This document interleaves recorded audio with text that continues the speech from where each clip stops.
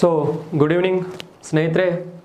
So ಇವತ್ತು ನಾವು ಮತ್ತೆ ಒಂದು ಬ್ರ್ಯಾಂಚ್ ಬಗ್ಗೆ ನಾವು ಸ್ಟಡಿ ಮಾಡಬೇಕಾಗಿದೆ ಸ್ನೇಹಿತರೆ. ಸೊ ನಾನು ಅನಿಲ್ ರಾಜ್ಪೂತ್, ಆಲ್ರೆಡಿ ನಿಮಗೆ ಗೊತ್ತಿದೆ 2-3 ಕ್ಲಾಸ್ ನಾನು EVS ಕ್ಲಾಸ್ ತೊಗೊಂಡಿದ್ದೀನಿ ಸ್ನೇಹಿತರೆ, ಅಂದರೆ ಪರಿಸರ ವಿಜ್ಞಾನ. ಸೊ ಪರಿಸರ ವಿಜ್ಞಾನ ನಾವು ಕಂಟಿನ್ಯೂ ಮಾಡೋಣ.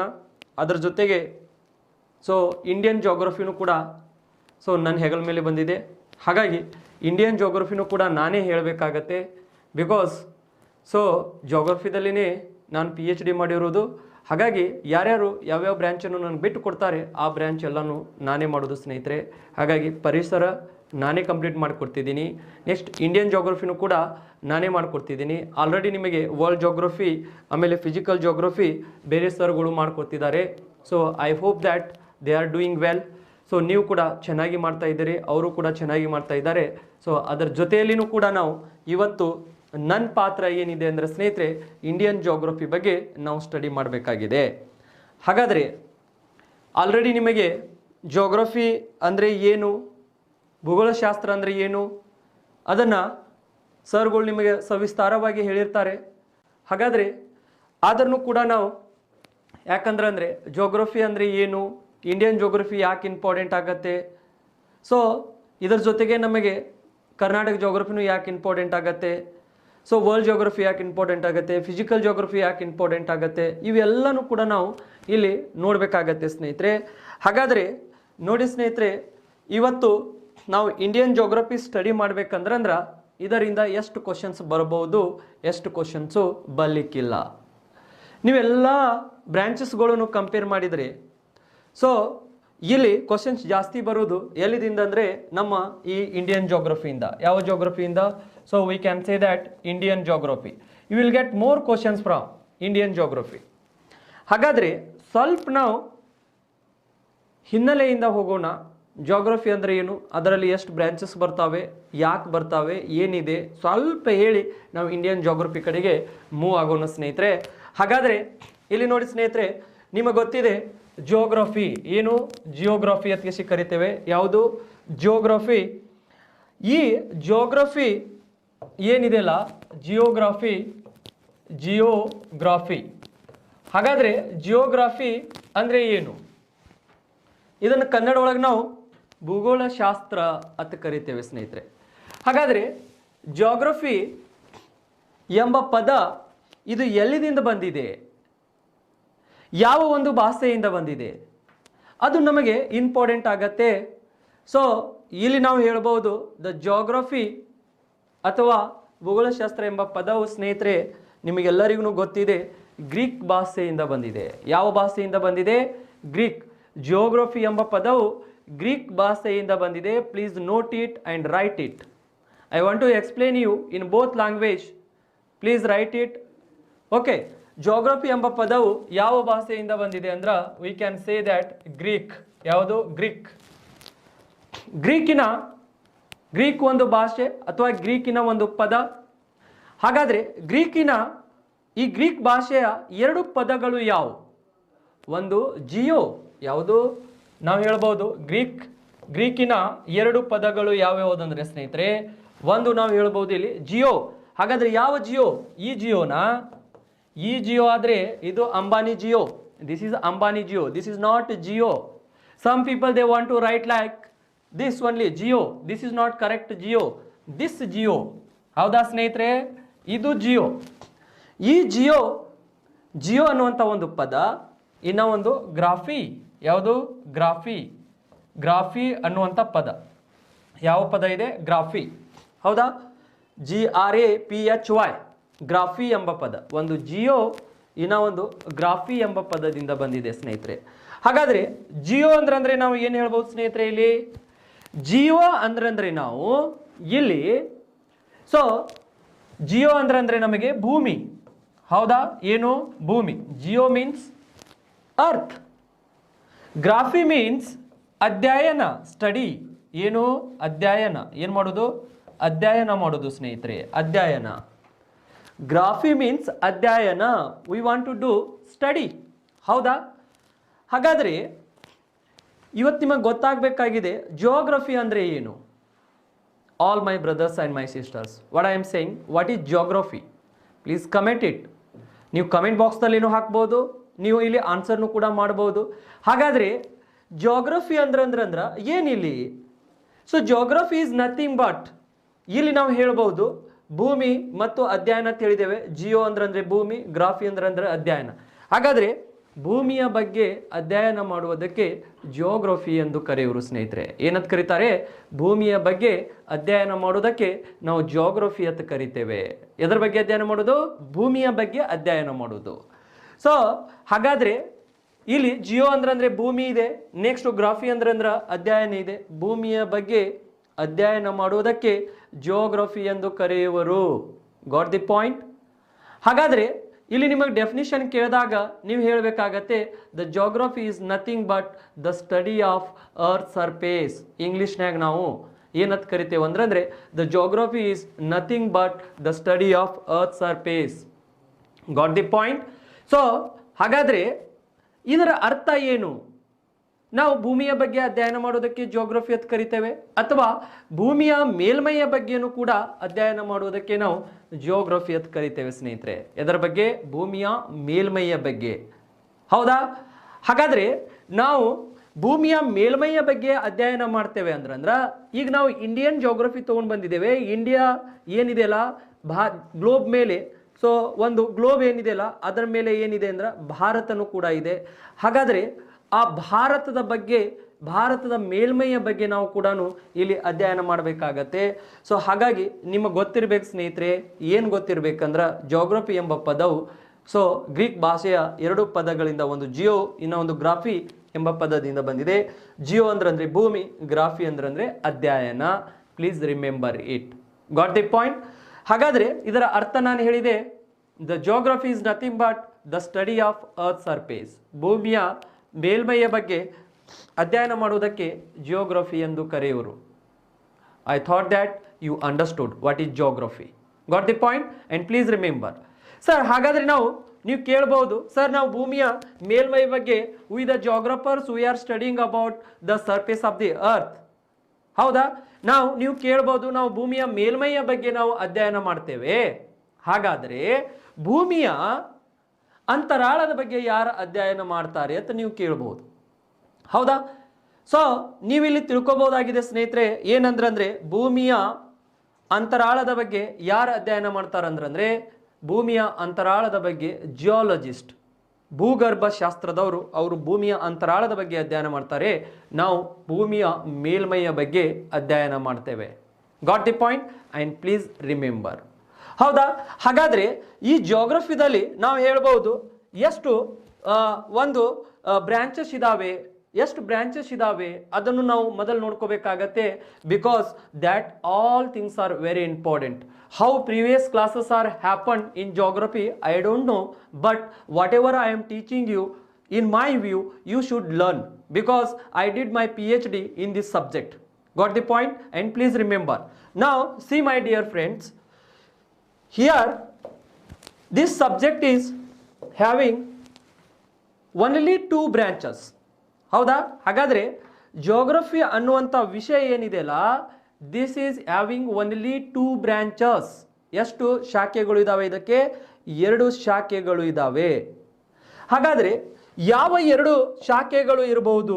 ಅವು ಯಾವ ಎರಡು ಶಾಖೆಗಳು ಇರಬಹುದು ಸ್ನೇಹಿತರೆ? ಅದನ್ನು ನಾವು ನೋಡಬೇಕಾಗತ್ತೆ. ಯಾವ ಎರಡು ಶಾಖೆಗಳು ಇದ್ದಾವೆ ಇದರಲ್ಲಿ, ಅದನ್ನು ಒಂದು ಸ್ವಲ್ಪ ಯು ಶುಡ್ ನೋ ಇಟ್. ಯಾವ ಎರಡು ಶಾಖೆಗಳು ಇರಬಹುದು ಅಂದ್ರೆ we can say that the geography is only having two branches.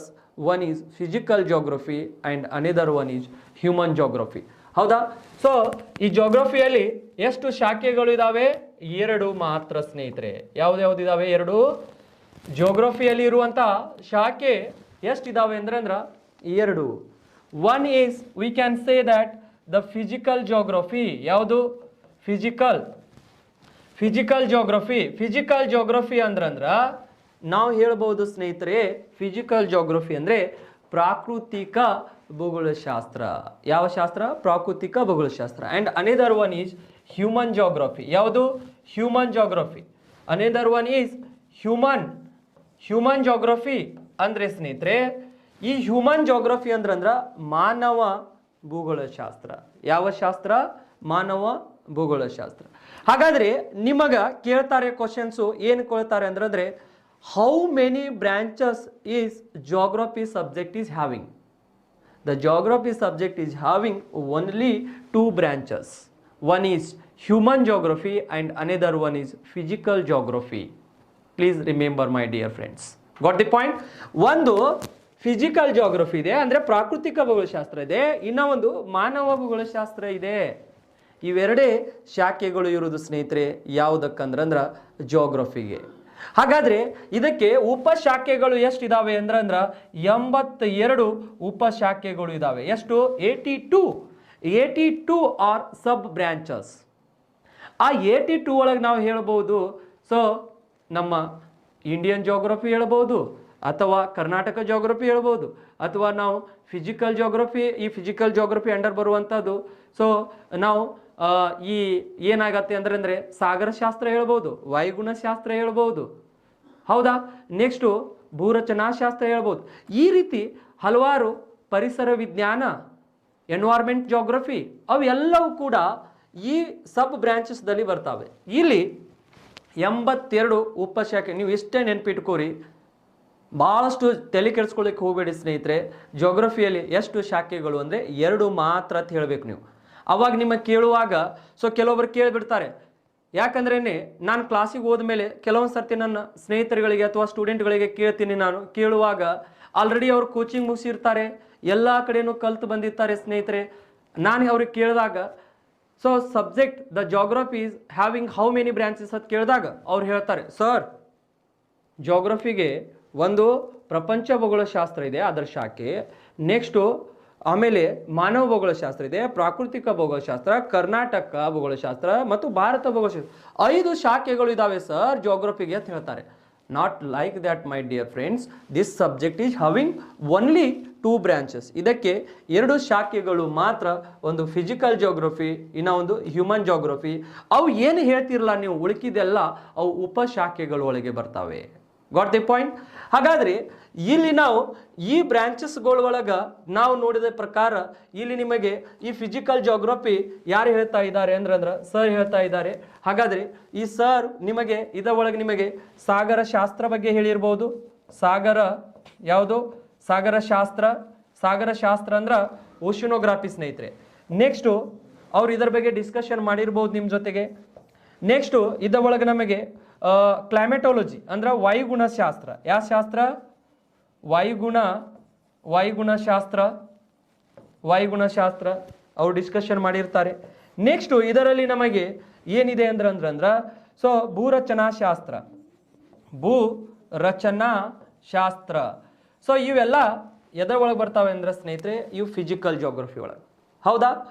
So ಇವು ಸಾಗರಶಾಸ್ತ್ರ, ವಾಯುಗುಣಶಾಸ್ತ್ರ, ಭೂರಚನಾಶಾಸ್ತ್ರ ಇವೆಲ್ಲ ಫಿಸಿಕಲ್ ಜಿಯೋಗ್ರಫಿ, ಪ್ರಾಕೃತಿಕ ಭೂಗೋಳಶಾಸ್ತ್ರವಾಗಿ ಆಗಿರುವಂಥದ್ದು, ಹೌದಾ?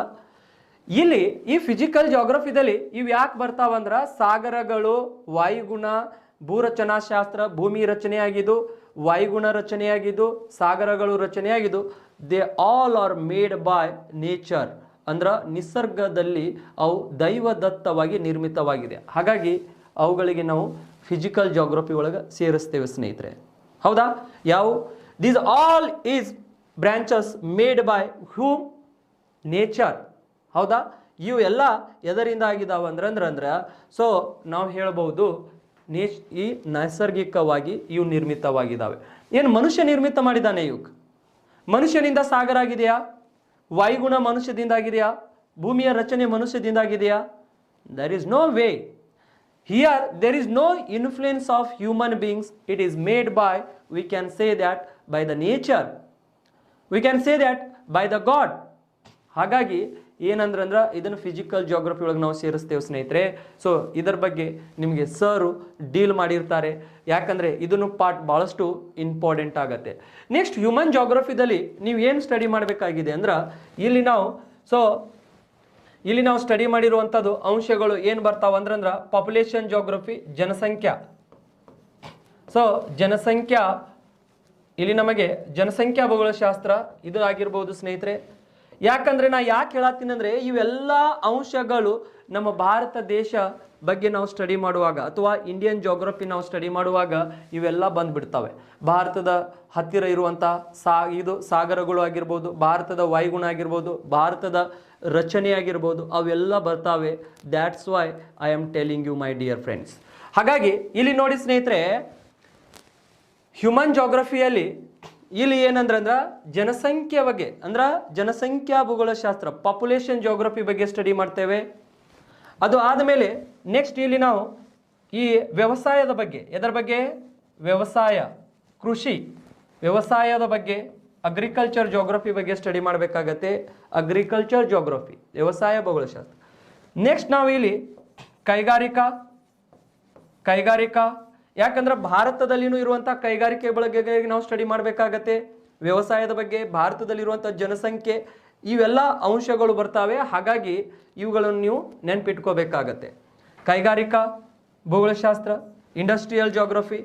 ನೆಕ್ಸ್ಟ್ ಇದು ಆದಮೇಲೆ ನಾವು ಮತ್ತೆ ಎದರ ಬಗ್ಗೆ ಸ್ಟಡಿ ಮಾಡ್ತೇವೆ ಅಂದ್ರೆ ಸ್ನೇಹಿತರೆ, ಇಲ್ಲಿ ನಾವು ವಸತಿ, ಸೆಟಲ್ಮೆಂಟ್ ಜೋಗ್ರಫಿ. ಯಾವುದು? ವಸತಿ, ಸೆಟಲ್ಮೆಂಟ್ ಜೋಗ್ರಫಿ, ವಸತಿ ಭೂಗೋಳಶಾಸ್ತ್ರ. ಯಾವುದು?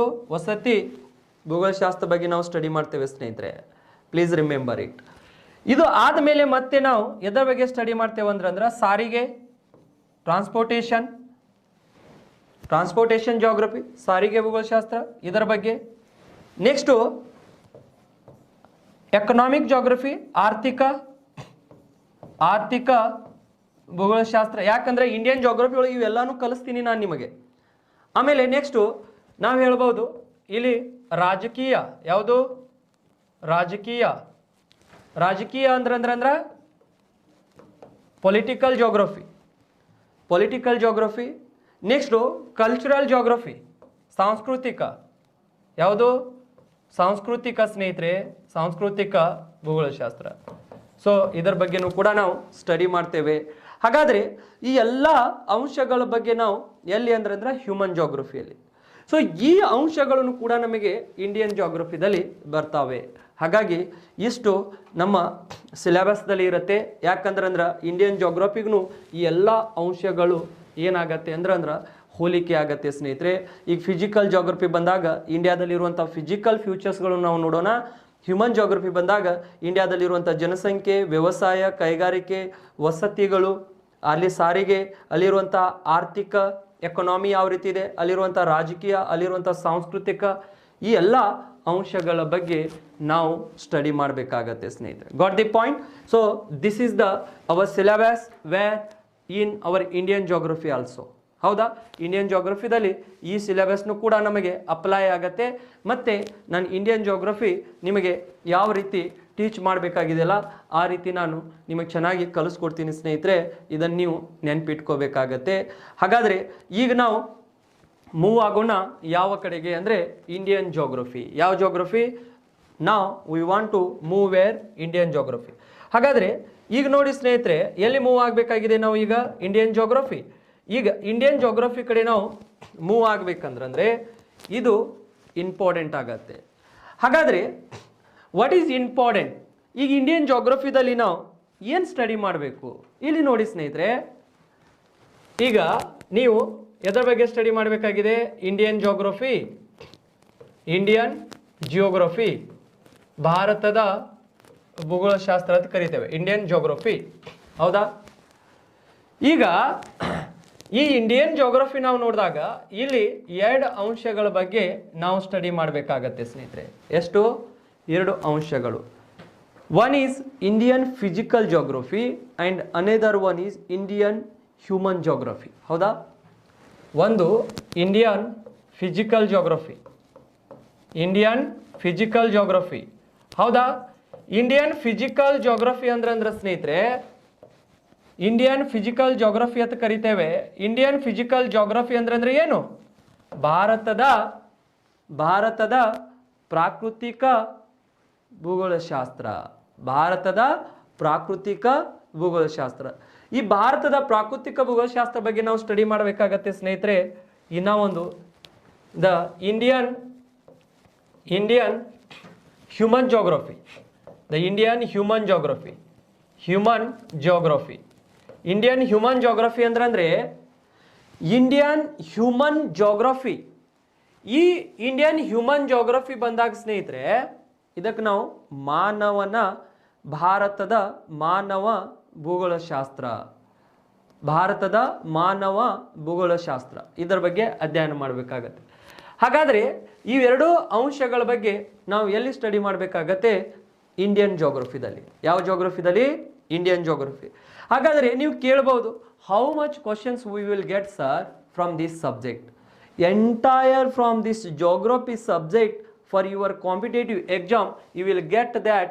So up to 22 questions, up to 22 questions, 22 ಕ್ವಶನ್ಸ್ಗಳನ್ನು ನೀವು ಎಂಟೈರ್ ಈ ಜೋಗ್ರಫಿ ಸಬ್ಜೆಕ್ಟ್ದಿಂದ ನೀವು ಪಡಿಬಹುದು ಸ್ನೇಹಿತರೆ. ಹಾಗಾದರೆ ಸರ್ ಈ ಇಂಡಿಯನ್ ಜೋಗ್ರಫಿದಿಂದ ನಾವು ಎಷ್ಟು ಕ್ವಶನ್ಸ್ ತಗೋಬಹುದು? You will get that. So 6 to 7 questions. ಎಷ್ಟು? 6 ಇಂದ 7 ಕ್ವಶನ್ಸ್ ಬರ್ತಾವೆ ಸ್ನೇಹಿತರೆ. ಎಲ್ಲಿದಿಂದ ಅಂದರೆ ಇಂಡಿಯನ್ ಜೋಗ್ರಫಿದಿಂದ. ಉಳಿದಂಥದ್ದು ಸೊ ಫಿಸಿಕಲ್ ಜೋಗ್ರಫಿ ಆಗಿರ್ಬೋದು, ಆಮೇಲೆ ನೆಕ್ಸ್ಟು ಹ್ಯೂಮನ್ ಜೋಗ್ರಫಿ ಆಗಿರ್ಬೋದು. ಹೌದಾ? ಅದಕ್ಕೆ ನೀವು ಏನಂದ್ರೆ ನಾನು ನಿಮಗೆ 6 ಇಂದ 7 ಕ್ವಶನ್ಸ್ ಇಂಡಿಯನ್ ಜೋಗ್ರಫಿ ಮೇಲೆ ಯಾವ ಕ್ವಶನ್ಸ್ ಬರ್ತಾವಲ್ಲ, ಒಂದು ಕ್ವಶನ್ಸ್ ನಿಮ್ಮಿಂದ ಮಿಸ್ ಆಗಲಾರ್ದಂಗೆ ನಾನು ಟೀಚ್ ಮಾಡಿ ಕೊಡ್ತೀನಿ. You can't. ಸೊ ಯಾವುದು ಕ್ವಶನ್ಸ್ಗಳನ್ನು ನೀವು ನಿಮ್ಮಿಂದ ಅದು ಜಾರಿ ಹೋಗಿರಬಾರ್ದು ಇಂಡಿಯನ್ ಜೋಗ್ರಫಿದಲ್ಲಿ. ಹಾಗಾದರೆ ಬನ್ನಿ ಸ್ನೇಹಿತರೆ, ಇವತ್ತು ನಾವು ಎದರ ಬಗ್ಗೆ ಸ್ಟಡಿ ಮಾಡೋಣ ಅಂದರೆ ಈ ಇಂಡಿಯನ್ ಜೋಗ್ರಫಿ. ಈಗ ಇಂಡಿಯನ್ ಜೋಗ್ರಫಿದಲ್ಲಿ ನಾವು ಇಂಡಿಯನ್ ಫಿಸಿಕಲ್ ಜೋಗ್ರಫಿ ಅದರ ಬಗ್ಗೆ ಸ್ವಲ್ಪ ಸ್ಟಡಿ ಮಾಡೋಕ್ಕಿಂತ ಮುಂಚೆ, ಇವೆರಡು ಅಂಶಗಳ ಬಗ್ಗೆ ಸ್ಟಡಿ ಮಾಡೋಕ್ಕಿಂತ ಮುಂಚೆ ನಮಗೆ ಅಥವಾ ನಿಮಗೂ ಕೂಡ ಈ ಜೋಗ್ರಫಿಯ ಪಿತಾಮಹ ಯಾರು ಅಂತ ಗೊತ್ತಾಗಬೇಕಾಗತ್ತೆ. The father of geography is Eratosthenes. ಯಾರಿದ್ದಾರೆ? Eratosthenes. The father of geography is ಯಾರಿದ್ದಾರೆ ನಮಗೆ? ಎರ್ಟಾಸ್ನಿಸ್. ಹೌದಾ? ಎರ್ಟಾಸ್ನಿಸ್ ಅನ್ನುವಂಥ ಒಬ್ಬರು, ಇವರು is the father of geography. ಇದನ್ನು ನೀವು ನೆನ್ಪಿಟ್ಕೊಳ್ಳಿ. ಓಕೆ, ಈಗ ನೀವು ಹೆಡ್ಡಿಂಗ್ ಹಾಕೋಬೇಕಾಗತ್ತೆ. ಏನಂದ್ರೆ ದ ಇಂಡಿಯನ್ ಫಿಸಿಕಲ್ ಜೋಗ್ರಫಿ. ನಾವು ಇದನ್ನು ಫಸ್ಟ್ ನೋಡಿಕೊಂಡು ಉಳಿದಂಥ ಎಲ್ಲ ಅಂಶಗಳನ್ನು ಕೂಡ ಇಂಡಿಯನ್ ಹ್ಯೂಮನ್ ಜೋಗ್ರಫಿ ನೋಡೋಣ, ಫಿಸಿಕಲ್ ಜೋಗ್ರಫಿನೂ ನೋಡೋಣ. ಇದರ ಜೊತೆಗೆ ಭಾರತದಲ್ಲಿ ಏನೇನು ವಿಶೇಷತೆ ಇದೆ ಇವುಗಳನ್ನು ನಾವು ಸ್ಟಡಿ ಮಾಡೋಣ ಸ್ನೇಹಿತರೆ. Okay fine. ಹಾಗಾದರೆ ಈಗ ಫಸ್ಟಿಗೆ ನೀವು ಈ ಇಂಡಿಯನ್ ಜೋಗ್ರಫಿದಲ್ಲಿ ನಾನು ಹೇಳಿದೆ ಫಿಸಿಕಲ್ ಜೋಗ್ರಫಿ ಇರುತ್ತೆ, ಇನ್ನೂ ಒಂದು ಹ್ಯೂಮನ್ ಜೋಗ್ರಫಿ ಇರುತ್ತೆ. ಅದರೊಳಗೆ ನಾನು ಯಾವ ರೀತಿ ನಿಮಗೆ ಟೀಚ್ ಮಾಡ್ತೀನಲ್ಲ ಅದೇ ರೀತಿ ನೀವು ಕೂಡ ನೋಟ್ ಮಾಡ್ಕೊಳ್ಳಿ. Okay fine. ನಾವು come to the point here. Again we want to discuss about so this Indian geography. ಹಾಗಾದರೆ ಮೊದಲಿಗೆ ನಾವು ಏನು ನೋಡೋಣ ಅಂದ್ರೆ ಭಾರತ ದೇಶದ ನೆರೆಯ ದೇಶಗಳು. ಯಾಕಂದ್ರೆ ಸೊ ನಾವು ಮೊದಲು ಸುತ್ತಲೂ ಏನಿದೆ ಅದನ್ನು ನೋಡಿಕೊಂಡು ಒಳಗಡೆಗೆ ಇರುವಂಥ ಅಂಶಗಳ ಬಗ್ಗೆ ನಾವು ಸ್ಟಡಿ ಮಾಡಬೇಕಾಗತ್ತೆ. ನಾವು write down my dear friends, which countries are the neighbouring countries of India. ಹೌದಾ? ಭಾರತದ ದೇಶದ ನೆರೆಯ ದೇಶಗಳು ಯಾವುವು ಇದ್ದಾವೆ? ಸೊ ಈಗ ನಾವು ಹೇಳ್ಬೋದು ಈ ಭಾರತ ದೇಶದ ನೆರೆಯ ದೇಶಗಳು ಯಾವ್ಯಾವ ಇದಾವೆ ಅಂತ ನಾವು ಇಲ್ಲಿ ಸ್ಟಡಿ ಮಾಡಿದಾಗ, ನಂಬರ್ 1 ನೀವು ಈ ಕಡೆಗೆ ಬರಬೇಕಾಗತ್ತೆ. ಯಾವ ದೇಶ ಇದೆ ಅಂದ್ರೆ ಇಲ್ಲಿ ನಮಗೆ ಈ ಭಾಗದ ಕಡೆಗೆ ನೋಡ್ಕೊಳ್ಳಿ. ಇಲ್ಲಿ ಪಾಕ್ ಅಂದ್ರೆ ಯಾವುದಾಗಿರ್ಬೋದು ನಮಗೆ? ಇಲ್ಲಿ ಪಾಕ್ ಅಂದ್ರೆ ಯಾವುದು? ಪಾಕಿಸ್ತಾನ್. ಪಾಕ್ ಅಂದ್ರೆ ಪಾಕಿಸ್ತಾನ್ ಸ್ನೇಹಿತರೆ. ಹಾಗಾದರೆ ಭಾರತದ ನೆರೆಯ ದೇಶ ಈ ಕಡೆಗೆ ಇರುವಂಥದ್ದು ಪಾಕಿಸ್ತಾನ್ ಇದೆ. ಹೌದಾ? ನೆಕ್ಸ್ಟ್ ನಾವು ಆ ಗಡಿಗಳು ನೆಕ್ಸ್ಟ್ ಸ್ಟೆಪ್ದಲ್ಲಿ ನೋಡೋಣ. ಮೊದಲಿಗೆ ನೆರೆಯ ದೇಶಗಳು ಯಾವುವು ಇದ್ದಾವೆ ಅದನ್ನು ನೋಡ್ಕೊಳ್ಳೋಣ. ಸೊ ಒಂದು ಪಾಕಿಸ್ತಾನ್ ಇದೆ ಸ್ನೇಹಿತರೆ. ಆಮೇಲೆ ಈ ಕಡೆಗೆ ನಾವು ನೋಡಿದಾಗ ಭಾರತದ ಈ ಕಡೆಗೆ ನೆರೆಯ ದೇಶ ನೋಡಿದಾಗ ಅಫ್ಘಾನಿಸ್ತಾನ್ ಇದೆ. ಯಾವ ಸ್ಥಾನ ಇದೆ? ಅಫ್ಘಾನಿಸ್ತಾನ್. ಹೌದಾ? ಯಾವ ಸ್ಥಾನ ಇದೆ? ಈ ಕಡೆಗೆ ನೋಡಿದಾಗ ನಮಗೆ ಅಫ್ಘಾನಿಸ್ತಾನ್ ಕಂಡು ಬರುತ್ತೆ. ಒಂದು ಪಾಕಿಸ್ತಾನ್, ಇನ್ನೊಂದು ಅಫ್ಘಾನಿಸ್ತಾನ್. ನಂಬರ್ 1 ಯಾವುದಿದೆ? ಪಾಕಿಸ್ತಾನ್. ನಂಬರ್ 2 ಅಫ್ಘಾನಿಸ್ತಾನ್ ಸ್ನೇಹಿತರೆ. ನೆಕ್ಸ್ಟ್ ಈ ಕಡೆಗೆ ಬಂದಾಗ ನಮಗೆ ಚೀನಾ ಯಾವುದಿದೆ? ಇಲ್ಲಿ ಚೀನಾ ದೇಶ ಈ ಕಡೆಗೆ ನೋಡಿದಾಗ. ಹೌದಾ? ನಂಬರ್ 3 ಆಮೇಲೆ ನೆಕ್ಸ್ಟು ಈ ಭಾಗದಲ್ಲಿ ನಾವು ನೋಡಿದಾಗ ಸ್ನೇಹಿತರೆ ಇಲ್ಲಿ ನಮಗೆ ನೇಪಾಳ್ ಯಾವುದಿದೆ, ನೇಪಾಳ್, ಇಲ್ಲಿ ನಮಗೆ ನೇಪಾಳ್, ಈ ಭಾಗದಲ್ಲಿ ನೇಪಾಳ್. ಆಮೇಲೆ ನೆಕ್ಸ್ಟ್ ಈ ಭಾಗದಲ್ಲಿ ನಾವು ನೋಡಿದಾಗ ಇಲ್ಲಿ ನಮಗೆ ಭೂತಾನ್ ಯಾವುದಿದೆ, ಭೂತಾನ್, ಭೂತಾನ್ ದೇಶ, ಭೂತಾನ್. ಹೌದಾ? ಈ ನೇಪಾಳ್ 4ನೇ ದೇಶ ಆಯಿತು, ಭೂತಾನ್ 5ನೇ ದೇಶ ಆಯಿತು. ಎಷ್ಟನೇ ದೇಶ?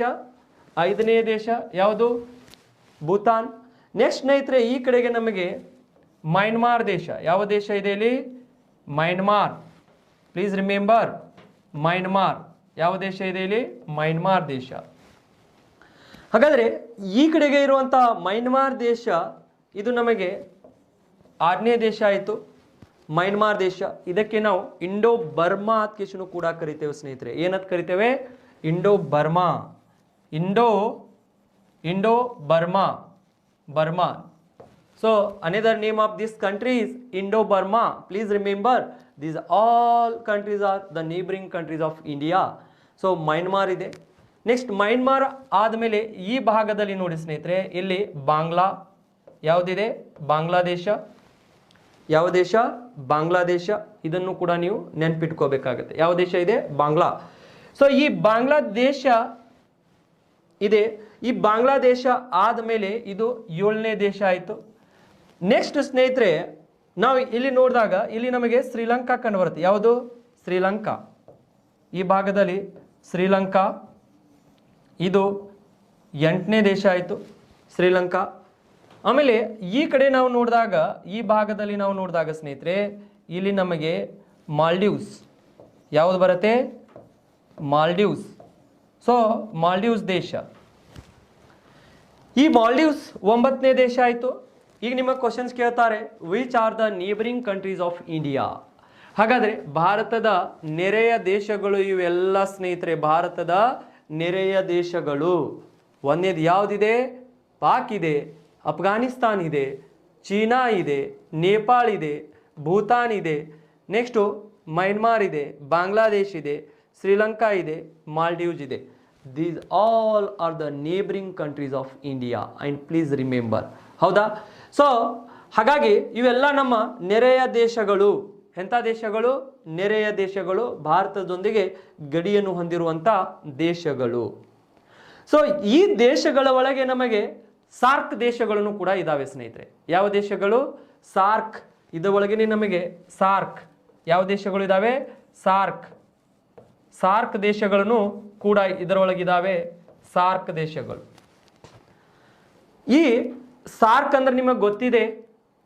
ಸಾರ್ಕ್ ಅಂದ್ರೆ ಇದನ್ನು ನಾವು ಹೇಳ್ಬೋದು south Asian association for regional cooperation. South Asian association for regional cooperation ಅಂತ ಕರಿಬಹುದು ಸ್ನೇಹಿತರೆ. ಈ ಸಾರ್ಕ್ ದೇಶಗಳು ಇದರೊಳಗೆ ಯಾವ್ಯಾವ ಇದಾವೆ ಅಂದ್ರೆ ಈ ನಮ್ಮ ನೇಬರಿಂಗ್ ದೇಶಗಳು ಇರುವಂಥ ಸಾರ್ಕ್ ದೇಶಗಳು ಇದರೊಳಗೆ ನೀವು ನೆನಪಿಟ್ಕೋಬಹುದು. ಒಂದು ಪಾಕಿಸ್ತಾನ್ ಇದೆ, ಪಾಕ್. ಆಮೇಲೆ ನೆಕ್ಸ್ಟು ನೇಪಾಳ್ ಇದೆ ಇದರೊಳಗೆ. ಯಾವುದು? ನೇಪಾಳ್. ಆಮೇಲೆ ಭೂತಾನ್, ಭೂತಾನ್ ಇದೆ ಸ್ನೇಹಿತರೆ. ನೆಕ್ಸ್ಟು ಇದರ ಒಳಗಡೆಗೆ ನಮಗೆ ಬಾಂಗ್ಲಾ ಇದೆ. ಯಾವುದಿದೆ? ಬಾಂಗ್ಲಾ. ಆಮೇಲೆ ನೆಕ್ಸ್ಟು ಪಾಕ್ ಇದೆ, ನೇಪಾಳ್ ಇದೆ, ಭೂತಾನ್ ಇದೆ, ಬಾಂಗ್ಲಾ ಇದೆ, ಶ್ರೀಲಂಕಾ ಇದೆ. ಯಾವುದು? ಶ್ರೀಲಂಕಾ. ಆಮೇಲೆ ನೆಕ್ಸ್ಟು ಮಾಲ್ಡೀವ್ಸ್. ಯಾವುದಿದೆ? ಮಾಲ್ಡೀವ್ಸ್ ದೇಶ. ಒಂದು ಪಾಕ್, ನೇಪಾಳ್, ಭೂತಾನ್, ಬಾಂಗ್ಲಾ, ಶ್ರೀಲಂಕಾ, ಮಾಲ್ಡೀವ್ಸ್. ಆಮೇಲೆ ಭಾರತ. ಆಮೇಲೆ ನೆಕ್ಸ್ಟು ಅಫ್ಘಾನಿಸ್ತಾನ್. ಯಾವುದು? ಅಫ್ಘಾನಿಸ್ತಾನ್. ಅಫ್ಘಾನಿಸ್ತಾನ್ ಕೂಡ ಇದರೊಳಗಿದೆ ಸ್ನೇಹಿತರೆ. ಅಫ್ಘಾನಿಸ್ತಾನ್ ಅಂದರೆ ನೋಡಿ ಎಷ್ಟು ದೇಶಗಳು ಅದು ಸಾರ್ಕ್. ಒಂದು ಪಾಕಿಸ್ತಾನ್, 2 ನೇಪಾಳ್, 3 ಭೂತಾನ್, 4 ಬಾಂಗ್ಲಾದೇಶ್, 5 ಶ್ರೀಲಂಕಾ, 6 ಮಾಲ್ಡೀವ್ಸ್, ಆಮೇಲೆ 7 ಭಾರತ, 8 ಏನಂದ್ರೆ ಅಫ್ಘಾನಿಸ್ತಾನ್. 8 ದೇಶಗಳು ಇದ್ದಾವೆ ಇದರ ಒಳಗನೆ. ಹಾಗಾದರೆ ಇದರೊಳಗೆ ಸಾರ್ಕ್ ದೇಶಗಳು ಯಾವ್ಯಾವ ನಮ್ಮ ನೆರೆಯ ದೇಶಗಳಲ್ಲಿ ಇರುವಂಥ ಇದರಲ್ಲಿ ಸಾರ್ಕ್ ದೇಶಗಳು ಯಾವ ಅಲ್ಲ? ಇಲ್ಲಿ ನಮಗೆ ಮಯನ್ಮಾರ್ ಇಲ್ಲ ಸ್ನೇಹಿತರೆ. ಆಮೇಲೆ ನೆಕ್ಸ್ಟು ಚೀನಾ ಇದರ ಒಳಗೆ ಬರುವುದಿಲ್ಲ. ಯಾವ್ದು ಬರುವುದಿಲ್ಲ? ಮಯನ್ಮಾರ್ನು ಬರುವುದಿಲ್ಲ ಮತ್ತು ಚೀನಾನು ಕೂಡ ಬರುವುದಿಲ್ಲ. ಉಳಿದಂಥ ಎಲ್ಲ ದೇಶಗಳು ಇವು ಸಾರ್ಕ್ ದೇಶಗಳು. ಈ 8 ಸಾರ್ಕ್ ದೇಶಗಳು ಏನಂದ್ರೆ ಭಾರತದ ಭಾರತ ಹಿಡ್ಕೊಂಡು 8 ದೇಶಗಳು ಭಾರತದ ಸುತ್ತಲೂ ಇರುವಂತಹ ದೇಶಗಳು. ಹೌದಾ? ಅದಕ್ಕೆ ನಾವು ಈ ಸಾರ್ಕ್ ದೇಶಗಳು ಏನಿದಾವಲ್ಲ, ಇದರ ಕೇಂದ್ರ ಕಚೇರಿ ಇರುತ್ತೆ, ಅದು ಡಿಫ್ರೆಂಟ್ ಸ್ಟೋರಿ ಬರುತ್ತೆ. ಕೇಂದ್ರ ಕಚೇರಿ ಸೊ ನೇಪಾಳದ ಕಾಠ್ಮಂಡು. ಹೌದಾ? ಇದನ್ನು ಸ್ಥಾಪನೆ 1985 ಹೇಳ್ತೇವೆ ನಾವು. ನೆಕ್ಸ್ಟು ಇದನ್ನು ಎಲ್ಲಿ ಸ್ಥಾಪಿಸಲಾಯಿತು ಅಂದ್ರೆ ಮೊಟ್ಟ ಮೊದಲಿಗೆ ಬಾಂಗ್ಲಾದೇಶದ ಢಾಕಾದಲ್ಲಿ ಕರಿತೇವೆ. ಬಟ್ ಅದು ನಾವು ಮುಂದೆ ಬಂದಾಗ ಆ ಸಾರ್ಕ್ ಏನಾದರೂ ಇಶ್ಯೂ ಬಂದಾಗ ಅಲ್ಲಿ ಟೀಚ್ ಮಾಡೋಣ ಅಂತ. ಬಟ್ ಇಲ್ಲಿ ಏನಂದ್ರೆ ನಮ್ಮ ನೆರೆಯ ದೇಶಗಳು ನೋಡ್ಕೊಳ್ಳಿ. ಆ ನೆರೆಯ ದೇಶಗಳಲ್ಲಿ ಸಾರ್ಕ್ನಲ್ಲಿ ಇರುವಂಥ ದೇಶಗಳು 8 ದೇಶಗಳು, ಅವು ಕೂಡ ನಮ್ಮ ನೆರೆಯಲ್ಲಿದ್ದಾವೆ ಸ್ನೇಹಿತರೆ. ಈ ಸಾರ್ಕ್ ದೇಶಗಳಿಗೆ, ನಮ್ಮ ನೆರೆಯ ಭಾರತ ದೇಶದ ನೆರೆಯಲ್ಲಿರುವಂಥ ಈ ಸಾರ್ಕ್ ದೇಶಗಳಿಗೆ ನಾವು ದಕ್ಷಿಣ ಏಷ್ಯಾದ ದೇಶಗಳು ಅಂತ ಕರಿತೇವೆ. ಈ 8 ದೇಶಗಳು ಸಾರ್ಕ್ದಲ್ಲಿ ಏನಿದಾವಲ್ಲ, ಇವುಗಳಿಗೆ ನಾವು ದಕ್ಷಿಣ ಏಷ್ಯಾದ ದೇಶಗಳು ಅಂತ ಕರಿತೇವೆ ಸ್ನೇಹಿತರೆ. ಪ್ಲೀಸ್ ರಿಮೆಂಬರ್, ಯಾವ ದೇಶಗಳು? ದಕ್ಷಿಣ ಏಷ್ಯಾದ ದೇಶಗಳು ಅಂತ ಕರಿತೇವೆ. South Asian countries. ಇಷ್ಟು ಭಾರತದ ಯಾವ ದೇಶಗಳು ಆಗಿದ್ದಾವೆ? ನಮಗೆ ನೆರೆಯ ದೇಶಗಳು. Please remember. ನೆಕ್ಸ್ಟು, ಈಗ ನಾವು ಭಾರತ ದೇಶದೊಂದಿಗೆ ಯಾವ್ಯಾವ ದೇಶಗಳು ಜಲಗಡಿ ಹೊಂದಿದ್ದಾವೆ, ಯಾವ್ಯಾವ ದೇಶಗಳು ಭೂಗಡಿಯನ್ನು ಹೊಂದಿದ್ದಾವೆ ಅದನ್ನು ನಾವು ನೋಡಬೇಕಾಗತ್ತೆ. ಭಾಳ ಸರ್ತಿ ಕ್ವಶನ್ಸ್ ಕೇಳ್ತಾರೆ ಸ್ನೇಹಿತರೆ. ಸಿವಿಲ್ PSI ಆಗಿರ್ಬೋದು, PC ಆಗಿರ್ಬೋದು, KS ಪ್ರಿಲಿಮ್ಸ್ ಆಗಿರ್ಬೋದು, ಜಾಸ್ತಿ ಕ್ವಶನ್ಸ್ ಕೇಳ್ತಾರೆ. ಯಾವ ರೀತಿ ಅದನ್ನು ಕ್ವಶನ್ಸ್ನು ಕೇಳ್ತಾರೆ ಅಂತ ನಾವು ಇಲ್ಲಿ ಸ್ಟಡಿ ಮಾಡೋಣ ಅಂತ. ನೆಕ್ಸ್ಟು ಇಲ್ಲಿದಿಂದ ನಾವು ಏನು ಮಾಡಬೇಕಾಗಿದೆ ಅಂದರೆ, ಮುಂದಿನ ಒಂದು ಈ ಭಾಗದಲ್ಲಿ ಹೋಗಿ ಈ ಮ್ಯಾಪ್ದಲ್ಲಿ ನೋಡಿ ನಾವು ಈಗ ಎದ್ರ ಬಗ್ಗೆ ಸ್ಟಡಿ ಮಾಡಬೇಕಾಗಿದೆ ಅಂದರೆ ಸ್ನೇಹಿತರೆ, ಭಾರತದೊಂದಿಗೆ ಸೊ ಈ ನೆರೆಯ ದೇಶಗಳು ನೋಡಿದ್ದೇವೆ. ಈಗ ಭಾರತದೊಂದಿಗೆ ಗಡಿಯನ್ನು ಹೊಂದಿರುವಂಥ ದೇಶಗಳು ಮತ್ತು ಯಾವ ಗಡಿ ಹೊಂದಿದ್ದಾವೆ ಅದನ್ನು ನೋಡಬೇಕಾಗಿದೆ. ಈಗ ನಾವು ನೋಡಿದಾಗ ಸ್ನೇಹಿತರೆ, ಇಲ್ಲಿ ಒನ್ ಸ್ವಲ್ಪ ನಾವು ಸ್ಟಡಿ ಮಾಡಬೇಕಾಗತ್ತೆ. ನಾವು ಸಿ ದ್ಯಾಟ್. ಹಾಗಾದರೆ ಈಗ ಈ ಮ್ಯಾಪ್ದಲ್ಲಿ ನೋಡಿ, ಈ ಮ್ಯಾಪ್ದಲ್ಲಿ ನಾವು ನೋಡಿದಾಗ ಇಲ್ಲಿ ನೋಡಿ, ಅಫ್ಘಾನಿಸ್ತಾನದ ಗಡಿ ಇದೆಯಾ? ಪಾಕಿಸ್ತಾನದ ಗಡಿ ಇದೆ. ಈ ಕಡೆ ನೋಡಿ ಅಫ್ಘಾನಿಸ್ತಾನದ ಗಡಿ ಇದೆ. ಆಮೇಲೆ ನೆಕ್ಸ್ಟು ಈ ಕಡೆಗೆ ಏನಿದೆ ನಮಗೆ? ಚೀನಾನು ಇದೆ. ಬಟ್ ಇಲ್ಲಿ ನಾವು ಏನು ನೋಡಬೇಕಾಗಿದೆ ಅಂದ್ರೆ we want to see that here. What we want to see here? We want to see that some. ಈಗ ಪಾಕಿಸ್ತಾನ್, ಈಗ ಪಾಕಿಸ್ತಾನದೊಂದಿಗೆ ನಮ್ಮ ಭಾರತ ದೇಶದ ಯಾವ ಗಡಿ ಇದೆ ಅದನ್ನು ನಾವು ನೋಡಬೇಕಾಗಿದೆ. ಇಲ್ಲಿ ನೋಡಿ, ಈಗ ನೋಡಿ ಸ್ನೇಹಿತರೆ, ಇದನ್ನು ನಾನು ಲೈನ್ ಏನು ಹೊಡಿತೀನಲ್ಲ, ಇದನ್ನು ಒಂದು ಸ್ವಲ್ಪ ಸರಿಯಾಗಿ ಅಬ್ಸರ್ವೇಷನ್ ಮಾಡಿ. ಇಲ್ಲಿ ನಾವು ನೋಡಿದಾಗ ಇಲ್ಲಿದಿಂದ ಎಲ್ಲಿವರೆಗೆ ಅಂದ್ರೆ ಸೊ ಈ ಭಾಗ ಇಲ್ಲಿದಿಂದ ಇಲ್ಲಿವರೆಗೆ. ಸೊ ಈ ಕಡೆಗೆ ಇದು ಏನು ನಾನು ಲೈನ್ ಹಾಕಿದೆಯಲ್ಲ, ಇದು ಭಾರತ. ಸೊ ಇದನ್ನು ನಾವು ಏನು ಅನ್ಬೋದು? ಇದು ಭಾರತ ಮತ್ತು ಪಾಕಿಸ್ತಾನದ ನಡುವೆ ಇರುವಂಥ ಲೈನ್ ಇದು. ಹೌದಾ? ಗಡಿ ರೇಖೆ. ಸೊ ಈ ಗಡಿ ರೇಖೆಗೆ ನಾವು ಏನಂತ ಕರಿತೇವೆ ಅಂದ್ರೆ ಸ್ನೇಹಿತರೆ, ಇದಕ್ಕೆ ನಾವು ರ್ಯಾಡ್ಕ್ಲಿಪ್ ರೇಖೆ ಅಂತ ಕರಿತೇವೆ. ಯಾವ ರೇಖೆ? ಈ ಪಾಕಿಸ್ತಾನ. ಈ ಕಡೆಗೆ ನಮಗೆ ಪಾಕ್ ಇದೆ. ಹೌದಾ? ಈಗ ನೀವು ನೆಕ್ಸ್ಟ್ ಹೆಡ್ಡಿಂಗ್ ಹಾಕೋಬಹುದಾಗಿತ್ತು, ಭಾರತ ದೇಶದೊಂದಿಗೆ ಯಾವ ದೇಶದ ಗಡಿಗಳು ಅಂದರೆ ಗಡಿ, ಯಾವ್ಯಾವ ದೇಶಗಳು ಗಡಿ ಹೊಂದಿದಾವೆ. ಒಂದು ಪಾಕಿಸ್ತಾನ ಇದೆ. ಹಾಗಾದರೆ ಭಾರತ ಮತ್ತು ಪಾಕ್ ನಡುವೆ ನಮಗೆ ಒಂದು ಗಡಿ ಕಂಡು ಬರುತ್ತೆ ಸ್ನೇಹಿತರೆ. ಇಲ್ಲಿ ಯಾವ ಗಡಿ ಇದೆ ಅಂದ್ರೆ ಇದಕ್ಕೆ ನಾವು ರ್ಯಾಡ್ಕ್ಲಿಪ್ ರೇಖೆ ಅಂತ ಕರಿತೇವೆ. ಯಾವುದು? ರ್ಯಾಡ್ಕ್ಲಿಪ್ ರೇಖೆ. ಯಾವ ಕ್ಲಿಪ್ ಇದೆ ಇಲ್ಲಿ? ರ್ಯಾಡ್ಕ್ಲಿಪ್ ರೇಖೆ. ನಿಮ್ಮ ಕ್ವಶನ್ಸ್ ಕೇಳ್ತಾರೆ, ಭಾರತ ಮತ್ತು ಪಾಕ್ ನಡುವೆ ಇರುವಂಥ ಗಡಿ ರೇಖೆ ಯಾವುದು? ಯಾವ ಗಡಿ ರೇಖೆ ಅದು? ರ್ಯಾಡ್ಕ್ಲಿಪ್ ರೇಖೆ. ಇಷ್ಟೇ ನೀವು ನೆನಪಿಟ್ಕೋರಿ. ಹಾಗಾದರೆ ಈ ರ್ಯಾಡ್ಕ್ಲಿಪ್ ರೇಖೆ ಏನಿದೆಯಲ್ಲ, ಭಾರತದೊಂದಿಗೆ ಇದು ಗಡಿ ಹೊಂದಿದೆ. ಹಾಗಾದರೆ ಇಲ್ಲಿ ನೋಡಿ ಸ್ನೇಹಿತರೆ, ಇದು ಈ ಪಾಕ್ ಏನಿದೆಯಲ್ಲ ಭಾರತದೊಂದಿಗೆ ಜಲಗಡಿನೂ ಹೊಂದಿದೆ. ಇಲ್ಲಿ ಅರೇಬಿಯನ್ ಸಿ ಇದೆ ನೋಡ್ರಿ. ನಿಮ್ಮ ಕ್ವಶನ್ಸ್ ಕೇಳ್ತಾರೆ, ಏನು ಕ್ವಶನ್ಸ್ ಕೇಳ್ತಾರೆ ಅಂದ್ರೆ, ಪಾಕಿಸ್ತಾನವು ಭಾರತದೊಂದಿಗೆ ಭೂಗಡಿ ಮಾತ್ರ ಹೊಂದಿದೆಯೋ ಅಥವಾ ಜಲಗಡಿನೂ ಹೊಂದಿದೆ ಅಂತ ಕೇಳ್ತಾರೆ. ಪಾಕಿಸ್ತಾನವು ಭಾರತದೊಂದಿಗೆ ಜಲಗಡಿನೂ ಇದೆ, ಭೂಗಡಿನೂ ಇದೆ. ಇಲ್ಲಿ ನೋಡಿ ಸ್ನೇಹಿತರೆ, ಅರೇಬಿಯನ್ ಸಿ ಏನಿದೆಯಲ್ಲ, ಈ ಅರೇಬಿಯನ್ ಸಿ ಗಡಿ ಇದೆ ನೋಡ್ರಿ. ಇಲ್ಲಿ ಜಲಗಡಿ, ಈ ನೀಲಿ ಬಣ್ಣದಲ್ಲಿ ಏನು ಕಂಡು ಬರ್ತಿತ್ತಲ್ಲ, ಇದು ಜಲಗಡಿ. ಅಂದರೆ ಭಾರತದೊಂದಿಗೆ ಇಲ್ಲಿ ಜಲಗಡಿನೂ ಹೊಂದಿದೆ, ಆಮೇಲೆ ಭೂಗಡಿಯನ್ನು ಹೊಂದಿದೆ. ನಿಮ್ಮ ಕ್ವಶನ್ಸ್ ಕೇಳ್ಬೋದು, ನೀವು ಇಲ್ಲಿ ನೆನ್ಪಿಟ್ಕೋಬೇಕಾಗತ್ತೆ.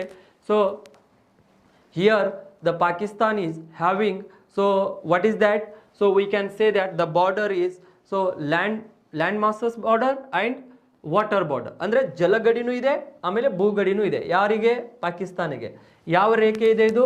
ರ್ಯಾಡ್ ಕ್ಲಿಪ್ ಇದೆ ಸ್ನೇಹಿತರೆ. ಯಾವ ಕ್ಲಿಪ್ ಇದೆ ಇದು? ರ್ಯಾಡ್ ಕ್ಲಿಪ್ ಇದೆ. Please remember. ಹಾಗಾದರೆ ಯಾವ ಯಾವ ರಾಜ್ಯಗಳೊಂದಿಗೆ ಪಾಕಿಸ್ತಾನದ ಗಡಿ ಇದೆ? ಯಾವ ಯಾವ ರಾಜ್ಯಗಳೊಂದಿಗೆ ಭಾರತದ ದೇಶದ ರಾಜ್ಯಗಳಾದಂಥ ಯಾವ್ಯಾವ ರಾಜ್ಯಗಳೊಂದಿಗೆ ಪಾಕಿಸ್ತಾನದ ಗಡಿ ಇದೆ? ಇಲ್ಲಿ ನೋಡಿ, ಗುಜರಾತದ ಕಡೆಗೆ ಇದೆ.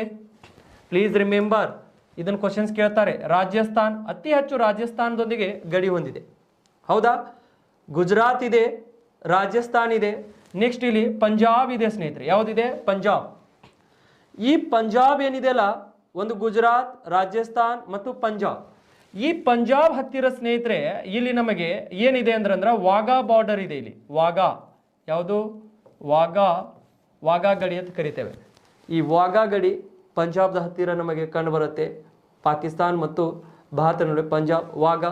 ನೆಕ್ಸ್ಟ್ ಇಲ್ಲಿ ಜಮ್ಮು ಕಾಶ್ಮೀರದ ಹತ್ತಿರ ಕೇಂದ್ರಾಡಳಿತ ಪ್ರದೇಶ ಇದೆ ನೋಡಿ, ಒಂದು ಕೇಂದ್ರಾಡಳಿತ ಪ್ರದೇಶ ಜಮ್ಮು ಆ್ಯಂಡ್ ಕಾಶ್ಮೀರ ಜೊತೆಗೆ ಗಡಿ ಹೊಂದಿದೆ. ನೆಕ್ಸ್ಟು ಇಲ್ಲಿ ಮೇಲೆ ನೋಡಿ ಲಡಾಖ್ ಜೊತೆಗೇನು ಇದರದ್ದು ಏನಿದೆ ಅಂದ್ರೆ ಸ್ವಲ್ಪ ಗಡಿ ಇದೆ ಸ್ನೇಹಿತರೆ ಈ ಭಾಗದಲ್ಲಿ. ಹಾಗಾಗಿ ಈಗ ನೀವು ಇದನ್ನು ಒಂದು ಸ್ವಲ್ಪ ನೆನಪಿಟ್ಕೋಬೇಕಾಗತ್ತೆ. You should remember. ಹಾಗಾದರೆ ಈ ಪಾಕಿಸ್ತಾನವು ಗುಜರಾತ್, ರಾಜಸ್ಥಾನ್, ಪಂಜಾಬ್ 3 ರಾಜ್ಯಗಳೊಂದಿಗೆ 2 ಕೇಂದ್ರಾಡಳಿತ ಪ್ರದೇಶಗಳೊಂದಿಗೆ ಗಡಿಯನ್ನು ಹೊಂದಿದೆ. ಹೌದಾ? ಇದನ್ನು ನೀವು ನೆನಪಿಟ್ಕೋಬೇಕು. ಇದನ್ನು ಕೆಲವು ಸರ್ತೆ ಕ್ವಶನ್ಸ್ ಕೇಳಿಬಿಡ್ತಾರೆ. ಬರೀ ರ್ಯಾಡ್ ಕ್ಲಿಪ್ ಅಷ್ಟೇ ಕೇಳಂಗಿಲ್ಲ ಅವರು, ಇದನ್ನು ಕೂಡ ಕ್ವಶನ್ಸ್ ಕೇಳಿಬಿಡ್ತಾರೆ. ಯಾವ ಯಾವ ರಾಜ್ಯಗಳು ಮತ್ತು ಯಾವ ಕೇಂದ್ರಾಡಳಿತ ಪ್ರದೇಶದೊಂದಿಗೆ ಪಾಕಿಸ್ತಾನದ ಗಡಿ ಇದೆ ಅಂತ ಕೇಳಿಬಿಡ್ತಾರೆ. ಅದಕ್ಕೆ ಇವುಗಳನ್ನು ಕೂಡ ನೀವು ಚೆನ್ನಾಗಿ ನೋಡ್ಕೋಬೇಕಾಗತ್ತೆ ಸ್ನೇಹಿತರೆ. And please remember. ಇಲ್ಲಿದಿಂದ ನಾವು ಸ್ವಲ್ಪ ಮುಂದೆ ಹೋದಾಗ ನೋಡೋಣ. ಇಲ್ಲಿ ಸ್ನೇಹಿತರೆ ಇಲ್ಲಿ ಈ ಭಾಗದಲ್ಲಿ ಇಲ್ಲಿ ಅಫ್ಘಾನಿಸ್ತಾನ್ ದೇಶ ಇದೆ ನೋಡಿ. ಅಫ್ಘಾನಿಸ್ತಾನ್ ದೇಶ ಈ ಭಾಗದಲ್ಲಿ ಗಡಿ ಹೊಂದಿದೆ. ಹಾಗಾದರೆ ಅಫ್ಘಾನಿಸ್ತಾನ್ ದೇಶ ಯಾವುದು? ಅಫ್ಘಾನಿಸ್ತಾನ್ ಈ ಭಾಗದಲ್ಲಿ ಅಫ್ಘಾನಿಸ್ತಾನದ ಗಡಿ ಇದೆ ನೋಡಿ, ಅಫ್ಘಾನಿಸ್ತಾನದು. ಹಾಗಾದರೆ ಈ ಅಫ್ಘಾನಿಸ್ತಾನ್ ಭಾರತದೊಂದಿಗೆ ಗಡಿ ಹೊಂದಿದೆ. ಹಾಗಾದರೆ ಅಫ್ಘಾನಿಸ್ತಾನ್ ಮತ್ತು ಭಾರತದ ನಾವು ಗಡಿ ನೋಡಿದಾಗ ಆ ಅಫ್ಘಾನಿಸ್ತಾನ್ ಮತ್ತು ಭಾರತದ ನಾವು ಗಡಿ, ಆ ಗಡಿಗೆ ನಾವು ಏನಂತ ಕರಿತೇವೆ ಅಂದ್ರೆ ಸ್ನೇಹಿತರೆ, ಇದಕ್ಕೆ ನಾವು ಈ ಗಡಿ ರೇಖೆಗೆ ಡ್ಯೂರ್ಯಾಂಡ್, ಯಾವುದು? ಡ್ಯೂರ್ಯಾಂಡ್ ರೇಖೆ. ನಿಮ್ಮ ಕ್ವಶನ್ಸ್ ಕೇಳ್ತಾರೆ. ಭಾರತ ಮತ್ತು ಅಫ್ಘಾನಿಸ್ತಾನ ದೇಶದ ನಡುವೆ ಇರುವಂಥ ಗಡಿ ರೇಖೆ ಯಾವುದು? ಡ್ಯೂರ್ಯಾಂಡ್ ರೇಖೆ. ಯಾವ ರೇಖೆ? ಡ್ಯೂರ್ಯಾಂಡ್. ಇದನ್ನು ನೀವು ನೆನಪಿಟ್ಕೋಬೇಕು. Please remember my dear friends, these questions in some time already they asked in various exams, and you should remember that in between of the India and Afghanistan there is a one landmark. That landmark name is Durand. ಹೌದಾ? Durand ಗಡಿ ರೇಖೆ. ಈ Durand ಗಡಿ ರೇಖೆ ಏನಿದೆಯಲ್ಲ, ಇದು ನಾವು ಹೇಳ್ಬೋದು, ಈಗ ನೋಡ್ರಿ, ಇದು ಭಾರತ ಮತ್ತು ಏನಂದ್ರೆ ಸೊ ಅಫ್ಘಾನಿಸ್ತಾನ್ ನಡುವೆನೂ ಕೂಡ ಇದೆ. ಇದು ಎಷ್ಟು ಕಿಲೋಮೀಟರ್ ಇದೆ ಅಂದ್ರೆ ಸ್ನೇಹಿತರೆ, ಇದು 106 ಕಿಲೋಮೀಟರ್ ಇದೆ. ಎಷ್ಟು? 106 ಕಿಲೋಮೀಟರ್. 106 ಕಿಲೋಮೀಟರ್, 106 ಕಿಲೋಮೀಟರ್ ಇದೆ. 106 ಕಿಲೋಮೀಟರ್. Please remember. ಸ್ಟೇಟ್ ಬುಕ್ದಲ್ಲಿ ಕೊಟ್ಟಿರ್ತಾರೆ, ಬೇರೆ ಬೇರೆ ಬುಕ್ದಲ್ಲಿ ನಿಮಗೆ ಕೊಟ್ಟಿರ್ತಾರೆ 79, 80 kilometre. You should remember that. ನೀವು ಅಪ್ಡೇಟ್ ಆಗಬೇಕಾಗತ್ತೆ, ಆ ಬುಕ್ಗಳನ್ನು ಅಪ್ಡೇಟ್ ಮಾಡಬೇಕಾಗತ್ತೆ. So home ministry department declare ಮಾಡಿದೆ 106 ಕಿಲೋಮೀಟರ್ ಇದೆ ಅಂತ. ಹೌದಾ? ಹಾಗಾದರೆ ಅಫ್ಘಾನಿಸ್ತಾನ್ ದೇಶವು ಭಾರತದೊಂದಿಗೆ ಅತಿ ಕಡಿಮೆ ಗಡಿಯನ್ನು ಹೊಂದಿರುವಂಥ ದೇಶ, ಅತ್ಯಂತ ಚಿಕ್ಕ ಗಡಿಯನ್ನು ಹೊಂದಿರುವಂಥ ದೇಶ ಯಾವುದು? ಸೊ ನಾವು ಹೇಳ್ಬೋದು ಯಾವುದು ಹೊಂದಿದೆ ಇಲ್ಲಿ ನಮಗಂದ್ರೆ, ಇದು 106 ಕಿಲೋಮೀಟರ್ ಏನಿದೆಲ್ಲ ಸ್ನೇಹಿತರೆ, ಇದು ಅತಿ ಚಿಕ್ಕ ಗಡಿ. ಯಾರೊಂದಿಗೆ? ಭಾರತದೊಂದಿಗೆ. ಯಾವ ದೇಶದ್ದು? ಅಫ್ಘಾನಿಸ್ತಾನ್ ದೇಶದ್ದು. ಹಾಗಾಗಿ ಇದನ್ನು ನೀವು ನೆನ್ಪಿಟ್ಕೋಬೇಕಾಗತ್ತೆ, ಡ್ಯೂರ್ಯಾಂಡ್ ರೇಖೆ. ನಿಮಗೆ ಕೆಲವು ಸತ್ಯ ಕ್ವಶನ್ಸ್ ಕೇಳ್ತಾರೆ. ಹಾಗಾದರೆ ಈ ಅಫ್ಘಾನಿಸ್ತಾನ್ ದೇಶ ಏನಿದೆಯಲ್ಲ, ಭಾರತದೊಂದಿಗೆ ಬರೀ ಭೂಗಡಿಯನ್ನು ಮಾತ್ರ ಹೊಂದಿದೆ. ಯಾವ ಗಡಿ? ಭೂಗಡಿ ಮಾತ್ರ ಹೊಂದಿದೆ ಸ್ನೇಹಿತರೆ. ಯಾಕಂದ್ರೆ ಇಲ್ಲಿ ಯಾವುದೇ ಜಲಭಾಗ ಇಲ್ಲ, ಬರೀ ಭೂಭಾಗ ಇದೆ. ಹಾಗಾಗಿ ಭೂಗಡಿ ಮಾತ್ರ ಹೊಂದಿರುವಂಥ ದೇಶ ಯಾವುದಿದೆ ಅಂದ್ರೆ ನಮಗೆ ಅಫ್ಘಾನಿಸ್ತಾನ್ ಭಾರತದೊಂದಿಗೆ ಭೂಗಡಿ ಮಾತ್ರ ಹೊಂದಿರುವಂಥ ದೇಶ. ಹಾಗಾದರೆ ಭಾರತದ ಯಾವ ಒಂದು ರಾಜ್ಯವೋ ಅಥವಾ ಕೇಂದ್ರಾಡಳಿತ ಪ್ರದೇಶದೊಂದಿಗೆ ಗಡಿ ಹೊಂದಿದೆ? ಕೇಂದ್ರಾಡಳಿತ ಪ್ರದೇಶದೊಂದಿಗೆ ಗಡಿ ಹೊಂದಿದೆ. ಎದರ ಜೊತೆಗೆ? ಲಡಾಖ್ ಜೊತೆಗೆ. ಈ ಲಡಾಖ್ ಅನ್ನುವಂಥ ಕೇಂದ್ರಾಡಳಿತ ಪ್ರದೇಶದೊಂದಿಗೆ ಭಾರತವು ಏನಂದ್ರೆ ಭಾರತದ ಕೇಂದ್ರಾಡಳಿತ ಪ್ರದೇಶ ಏನಿದೆಯಲ್ಲ ಸ್ನೇಹಿತರೆ, ಅದರೊಂದಿಗೆ ಇದು ಗಡಿ ಹೊಂದಿದೆ. ಯಾವುದು? ಅಫ್ಘಾನಿಸ್ತಾನ. ಒಂದೇ ಒಂದು ಯಾವುದು? ಲಡಾಖ್ ಒಂದಿಗೆ. ಅದನ್ನು ನೀವು ನೆನ್ಪಿಟ್ಕೋಬೇಕು. ನೆಕ್ಸ್ಟ್ ನಿಮಗೆ ಕ್ವಶನ್ಸ್ ಕೇಳ್ಬೋದು. ಇಲ್ಲಿ ಏನು ಕ್ವಶನ್ಸ್ ಕೇಳ್ತಾರೆ ಅಂದ್ರೆ ನಮಗೆ ಪಾಕಿಸ್ತಾನ್ ದೇಶ ಮತ್ತು ಈ ಅಫ್ಘಾನಿಸ್ತಾನ್ ದೇಶದ ನಡುವೆ ಏನು ರೇಖೆ ಕಂಡು ಬರ್ತಿತ್ತಲ್ಲ ಅದಕ್ಕೆ ಏನೆಂದು ಕರೆಯುತ್ತಾರೆ ಅಂತ ಹೇಳ್ತಾರೆ. ಇದೇ ರೇಖೆ ಹೋಗಿದೆ ನೋಡ್ರಿ ಸ್ನೇಹಿತರೆ, ಎಲ್ಲಿಂದ ಇದೇ ರೇಖೆ ಹೋಗಿದೆ ನೋಡ್ರಿ ಅಫ್ಘಾನಿಸ್ತಾನದು ಈ ರೀತಿ. ಹಾಗಾದ್ರೆ ಆ ರೇಖೆಗೆ ಏನೆಂದು ಕರೆಯುತ್ತಾರೆ? ಎಲ್ಲಿ? ಪಾಕಿಸ್ತಾನ್ ಮತ್ತು ಅಫ್ಘಾನಿಸ್ತಾನ್ ನಡುವೆ ಇರುವಂತಹ ರೇಖೆಗೂ ಕೂಡ ಡ್ಯೂರ್ಯಾಂಡ್ ರೇಖೆ ಅಂತ ಕರೀತಾರೆ. ಯಾವುದು? ಡ್ಯೂರ್ಯಾಂಡ್. ಕೆಲವೊಂದು ಸರ್ತಿ ಕ್ವಶನ್ಸ್ ಕೇಳಿಬಿಡ್ತಾರೆ. ಪಾಕಿಸ್ತಾನ್ ಮತ್ತು ಅಫ್ಘಾನಿಸ್ತಾನದ ನಡುವೆ ಇರುವಂತಹ ರೇಖೆಗೆ ಏನೆಂದು ಕರೆಯುತ್ತಾರೆ? ಡ್ಯೂರ್ಯಾಂಡ್ ರೇಖೆ. Please remember. Got the point? ಇಷ್ಟು ನಿಮಗೆ ಈ ಕಡೆಗೆ ಭಾಗದ ರೇಖೆಗಳು ಗೊತ್ತಾಗಿದೆ ಅಂತ ನಾನು ಭಾವಿಸ್ತೀನಿ ಸ್ನೇಹಿತರೆ. ನೀವು ಇದನ್ನ ಅತಿ ಕಡಿಮೆ ಗಡಿ ಹೊಂದಿರುವಂಥ ದೇಶನೂ ಕೂಡ ನೀವು ನೆನ್ಪಿಟ್ಕೋಬೇಕು, ಅದು ಅಫ್ಘಾನಿಸ್ತಾನ್. ನೆಕ್ಸ್ಟು ಈ ಕಡೆ ನಾವು ಬಂದಾಗ, ಈ ಕಡೆಗೆ ಬನ್ನಿ ಸ್ನೇಹಿತರೆ.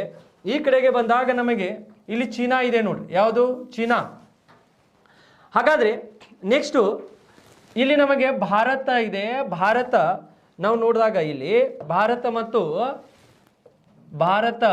ಮತ್ತು ಚೀನಾದ ನಡುವೆ ಇಲ್ಲಿ ನೋಡ್ರಿ, ಇಲ್ಲಿ ಭಾರತ ಮತ್ತು ನಾವು ಚೀನಾ ಈ ಭಾಗದಲ್ಲಿ ಇಲ್ಲಿವರೆಗೆ ಮಾತ್ರ. ಇಲ್ಲಿ ಈ ಭಾಗದಲ್ಲಿ ಒಂದು ಸ್ವಲ್ಪ ನೋಡಿ, ಎಲ್ಲಿ ಅಂದ್ರೆ ನಾವು ಒಂದು ಸ್ವಲ್ಪ ಅಬ್ಸರ್ವೇಷನ್ ಮಾಡಿ ಸ್ನೇಹಿತರೆ. ಈ ಭಾಗದಲ್ಲಿ ಇಲ್ಲಿದೆ ಚೀನಾ ಮತ್ತು ಭಾರತ. ಹಾಗಾದರೆ ಚೀನಾ ಯಾವ್ಯಾವ ಇದರ ಜೊತೆಗೆ ಗಡಿ ಹೊಂದಿದೆ ನೋಡ್ರಿ. ಇಲ್ಲಿ ನಮಗೆ ಲಡಾಖ್ ಜೊತೆಗೆ ಇದೆ ಇದರ ಗಡಿ, ಲಡಾಖ್. ಆಮೇಲೆ ಹಿಮಾಚಲ ಪ್ರದೇಶ ಸ್ನೇಹಿತರೆ. ಯಾವುದು? ಹಿಮಾಚಲ. ಯಾವ ಪ್ರದೇಶ ಇದೆ? ಹಿಮಾಚಲನೂ ಕೂಡ ಇದೆ. ಯಾವುದಿದೆ? ಹಿಮಾಚಲ. ಯಾವುದು ಪ್ರದೇಶ ಇದೆ? ಹಿಮಾಚಲ. ಈ ಭಾಗದಲ್ಲಿ ನಮಗೆ ಹಿಮಾಚಲ. ಆಮೇಲೆ ಉತ್ತರಾಖಂಡದ ಜೊತೆಗೆ ಗಡಿ ಇದೆ. ಯು ಬರಿತೀನಿ ನೋಡ್ರಿ, ಉತ್ತರಾಖಂಡ. ಆಮೇಲೆ ನೆಕ್ಸ್ಟ್ ಅಲ್ಲಿದಿಂದ ಬಂದೇವು ಅಂದ್ರೆ ಇಲ್ಲಿ ಸಿಕ್ಕಿಂ ಜೊತೆಗೆ ಸ್ವಲ್ಪ ಗಡಿ ಇದೆ ನೋಡ್ರಿ. ಯಾರ ಜೊತೆ? ಸಿಕ್ಕಿಂ. ಯಾರ್ಯಾರ ಜೊತೆ ಗಡಿ ಇದೆ ನೋಡ್ರಿ? ಉತ್ತರಾಖಂಡ, ಹಿಮಾಚಲ ಪ್ರದೇಶ್. ನೆಕ್ಸ್ಟು ಇಲ್ಲಿದಿಂದ ಅರುಣಾಚಲ ಪ್ರದೇಶ ಜೊತೆಗೇನು ಇದೆ ನೋಡ್ರಿ. ಎದರ ಜೊತೆಗೆ? ಅರುಣಾಚಲ ಪ್ರದೇಶ. ಇಲ್ಲಿ ಈ ಭಾಗದಲ್ಲಿನೂ ಗಡಿ ಇದೆ, ಎದರದು ಇಲ್ಲಿನೂ ಗಡಿ ಇದೆ. ಇಷ್ಟು ರಾಜ್ಯಗಳೊಂದಿಗೆ ಏನಿದಾವ ಅಂದ್ರೆ ಗಡಿ, ಒಂದು ಕೇಂದ್ರಾಡಳಿತ ಪ್ರದೇಶ. ಸರಿಯಾಗಿ ನೋಡ್ರಿ, ಚೀನಾದು ಯಾರ್ಯಾರೊಂದಿಗೆ ಗಡಿ ಇದೆ ಅಂದ್ರೆ ಲಡಾಖ್, ಹಿಮಾಚಲ ಪ್ರದೇಶ್, ಉತ್ತರಾಖಂಡ, ಆಮೇಲೆ ಸಿಕ್ಕಿಂ, ಆಮೇಲೆ ಅರುಣಾಚಲ ಪ್ರದೇಶ್ ಸ್ನೇಹಿತರೆ. ಯಾವುದು? ಅರುಣಾಚಲ ಪ್ರದೇಶ್. ಇದನ್ನ ನೀವು ಭಾಳ ಚೆನ್ನಾಗಿ ಒಂದು ಸ್ವಲ್ಪ ನೆನ್ಪಿಟ್ಕೋಬೇಕಾಗತ್ತೆ. ಪ್ಲೀಸ್ ರಿಮೆಂಬರ್, ಲಡಾಖ್ ಜೊತೆ ಇದೆ ಹಿಮಾಚಲ ಪ್ರದೇಶ್, ಉತ್ತರಾಖಂಡ, ನೆಕ್ಸ್ಟು ಸಿಕ್ಕಿಂ, ನೆಕ್ಸ್ಟು ಅರುಣಾಚಲ ಪ್ರದೇಶ್. ಇಲ್ಲಿವರೆಗೆ ಗಡಿ ಇದೆ ನೋಡ್ರಿ. ಹಾಗಾದ್ರೆ ಈ ದೇಶ ಮತ್ತು ಭಾರತ ದೇಶ, ಚೀನಾ ಮತ್ತು ಭಾರತ ದೇಶದ ನಡುವೆ ಇರುವಂತಹ ರೇಖೆಗೆ ನಾವು ಮ್ಯಾಕ್ಮೋಹನ್ ರೇಖೆ ಅಂತ ಕರಿತೇವೆ. ಯಾವ ರೇಖೆ ಇದು? ಮ್ಯಾಕ್ಮೋಹನ್. ಯಾವುದು? ಮ್ಯಾಕ್ಮೋಹನ್ ಅಂತ ಕರಿತೇವೆ ಸ್ನೇಹಿತರೆ. McMahon line. ಮ್ಯಾಕ್ಮೋಹನ್ ಯಾರ್ಯಾರ ನಡ್ಬಾರಕ? ಚೀನಾ ಮತ್ತು ಭಾರತ ದೇಶ. ಚೀನಾ ಮತ್ತು ಭಾರತ ದೇಶದ ನಡುವೆ ಇರುವಂತಹ ರೇಖೆಗೆ ನಾವು ಏನಂತ ಕರೆದೇವು ಅಂದ್ರೆ ಮ್ಯಾಕ್ಮೋಹನ್. ಇದನ್ನು ಕೂಡ ಭೂಗಡಿಯನ್ನು ಹೊಂದಿರುವಂಥ ದೇಶ. ಯಾವ ಗಡಿ? ಬರೀ ಭೂಗಡಿ, ಇಲ್ಲಿ ಯಾವುದು ಜಲಭಾಗ ಇಲ್ಲ. ಹೌದಾ? ನಿಮ್ಮ ಕ್ವಶನ್ಸ್ ಕೇಳ್ತಾರೆ, ಮ್ಯಾಕ್ಮೋಹನ್ ರೇಖೆ ಯಾವ ಎರಡು ದೇಶಗಳ ನಡುವೆ ಕಂಡು ಬರುತ್ತದೆ? Number of time they ask questions. ಹೌದಾ? ಸಿವಿಲ್ PSI ದಲ್ಲಿನೂ ಕೇಳಿದ್ದಾರೆ, PC ಒಳಗೂ ಕೇಳಿದ್ದಾರೆ, ಆಮೇಲೆ FDA SD ದಲ್ಲಿನೂ ಕೇಳಿದ್ದಾರೆ ಸ್ನೇಹಿತರೆ. ಮತ್ತೆ ಇಲ್ಲಿ ಯಾವ್ಯಾವ ರಾಜ್ಯಗಳು ಇದಾವೆ ನೋಡ್ರಿ. Uttarakhand, Himachal Pradesh, next Sikkim, next Arunachal Pradesh. ಇವುಗಳೊಂದಿಗೆ ಇದರ ಗಡಿ ಕಂಡು ಬರುತ್ತೆ. ಇದನ್ನು ನೀವು ನೆನ್ಪಿಟ್ಕೋಬೇಕು. ನಾನು ಯಾಕೆ ಈ ರಾಜ್ಯಗಳನ್ನು ಹೇಳ್ತಾ ಇದ್ದೀನಿ ಅಂದ್ರೆ ನೆಕ್ಸ್ಟ್ ಸ್ಟೆಪ್ದಲ್ಲಿ ನಿಮಗೆ ಬರುವಂಥ ದಿನದಲ್ಲಿ ಎಲ್ಲರಿಗೂ ಗಡಿಗಳು ಗೊತ್ತಿದ್ದಾವೆ, ರಾಜ್ಯಗಳನ್ನು ಹಾಕಿ ಕ್ವಶನ್ಸ್ ಕೇಳ್ತಾರೆ ಸ್ನೇಹಿತರೆ. ಅದಕ್ಕೆ ನೀವು ಅದನ್ನು ನೆನ್ಪಿಟ್ಕೋಬೇಕಾಗತ್ತೆ. ಓಕೆ, ನೆಕ್ಸ್ಟು ಇಲ್ಲಿ ನಮಗೆ ಈ ಚೀನಾ ದೇಶವು ಭಾರತದೊಂದಿಗೆ ಯಾವ ಗಡಿ ಮಾತ್ರ ಹೊಂದಿದೆ? ಭೂಗಡಿ ಮಾತ್ರ ಹೊಂದಿದೆ. ನೆಕ್ಸ್ಟ್ ಇಲ್ಲಿದಿಂದ ನಮಗೆ ಮುಂದೆ ಬಂದಾಗ ಸ್ನೇಹಿತರೆ, ಇಲ್ಲಿ ಇದೇ ಭಾಗದಲ್ಲಿ ನಾವು ನೋಡಿದಾಗ ಇಲ್ಲಿ ನಮಗೆ ನೇಪಾಳದನ್ನು ಕೂಡ ಭಾರತದೊಂದಿಗೆ ಗಡಿ ಇದೆ. ಇದು ಮುಕ್ತ ಗಡಿ ನಾವು ಅಂತ ಕರಿತೇವೆ. ಯಾವುದು? ನೇಪಾಳ. ಹಾಗಾದರೆ ಈ ನೇಪಾಳ ಭಾರತದೊಂದಿಗೆ ಮುಕ್ತ ಗಡಿ ಅದಕ್ಕೆ ಕರಿತೇವೆ ನಾವು. ಮುಕ್ತ ಗಡಿ ಯಾವುದು? ನೇಪಾಳ ದೇಶದ್ದು ಈ ಭಾಗದಲ್ಲಿ ಇದೆ ನೋಡ್ರಿ, ಈ ಭಾಗದಲ್ಲಿ. ಹಾಗಾದರೆ ಇಲ್ಲಿ ನೇಪಾಳ ಯಾರ್ಯಾರೊಂದಿಗೆ ಗಡಿ ಹೊಂದಿದೆ ನೋಡ್ರಿ? ಉತ್ತರಾಖಂಡ, ಆಮೇಲೆ ನೆಕ್ಸ್ಟ್ ಸ್ನೇಹಿತರೆ ಉತ್ತರಾಖಂಡ ಆಗಿರ್ಬೋದು, ಉತ್ತರ ಪ್ರದೇಶ್. ನೆಕ್ಸ್ಟ್ ಬಿಹಾರ್ ಎದರೊಂದಿಗೆ ಇದೆ? ಬಿಹಾರ್.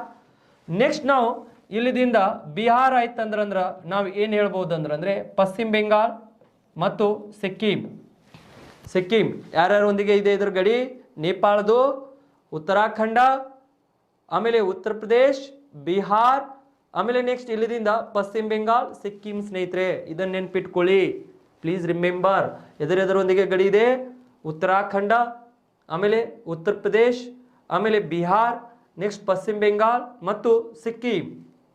ಇದರ ಜೊತೆಗೆ ಗಡಿ ಇದ್ದಾವೆ. ಯಾವುದು? ಉತ್ತರಾಖಂಡ ಆಗಿರ್ಬೋದು, ಉತ್ತರ ಪ್ರದೇಶ್ ಆಗಿರ್ಬೋದು ಸ್ನೇಹಿತರೆ, ಬಿಹಾರ್ ಇದೆ, ಪಶ್ಚಿಮ ಬೆಂಗಾಲ್ ಇದೆ, ಸಿಕ್ಕಿಂ ಇದೆ. ಇದನ್ನು ನೀವು ನೆನ್ಪಿಟ್ಕೋರಿ. ಹೌದಾ? ನೆಕ್ಸ್ಟು ಇಲ್ಲಿದಿಂದ ನಾವು ನೋಡಿದಾಗ ನಮ್ಮ ನೆರೆಯ ದೇಶ ಭೂತಾನ್ ಕೂಡ ಇದೆ ಇಲ್ಲಿ. ಯಾವುದು? ಭೂತಾನ್. ಇದನ್ನು ಕೂಡ ನಮ್ಮ ಜೊತೆಗೆ ಮುಕ್ತ ಗಡಿಯನ್ನು ಹೊಂದಿರುವಂಥ ದೇಶ. ಯಾವುದು? ಭೂತಾನ್. ಹಾಗಾದರೆ ಈ ಭೂತಾನ್ ದೇಶ ಏನಿದೆಯಲ್ಲ ಸ್ನೇಹಿತರೆ, ಈ ಭೂತಾನ್ ದೇಶ ಏನಿದೆಯಲ್ಲ ಈ ಭಾಗದಲ್ಲಿ, ಇದನ್ನು ನೀವು ಒಂದು ಸ್ವಲ್ಪ ನೆನ್ಪಿಟ್ಕೊಳ್ಳಿ. ಭೂತಾನ್ ದೇಶ ಯಾವ ದೇಶ? ಭೂತಾನ್.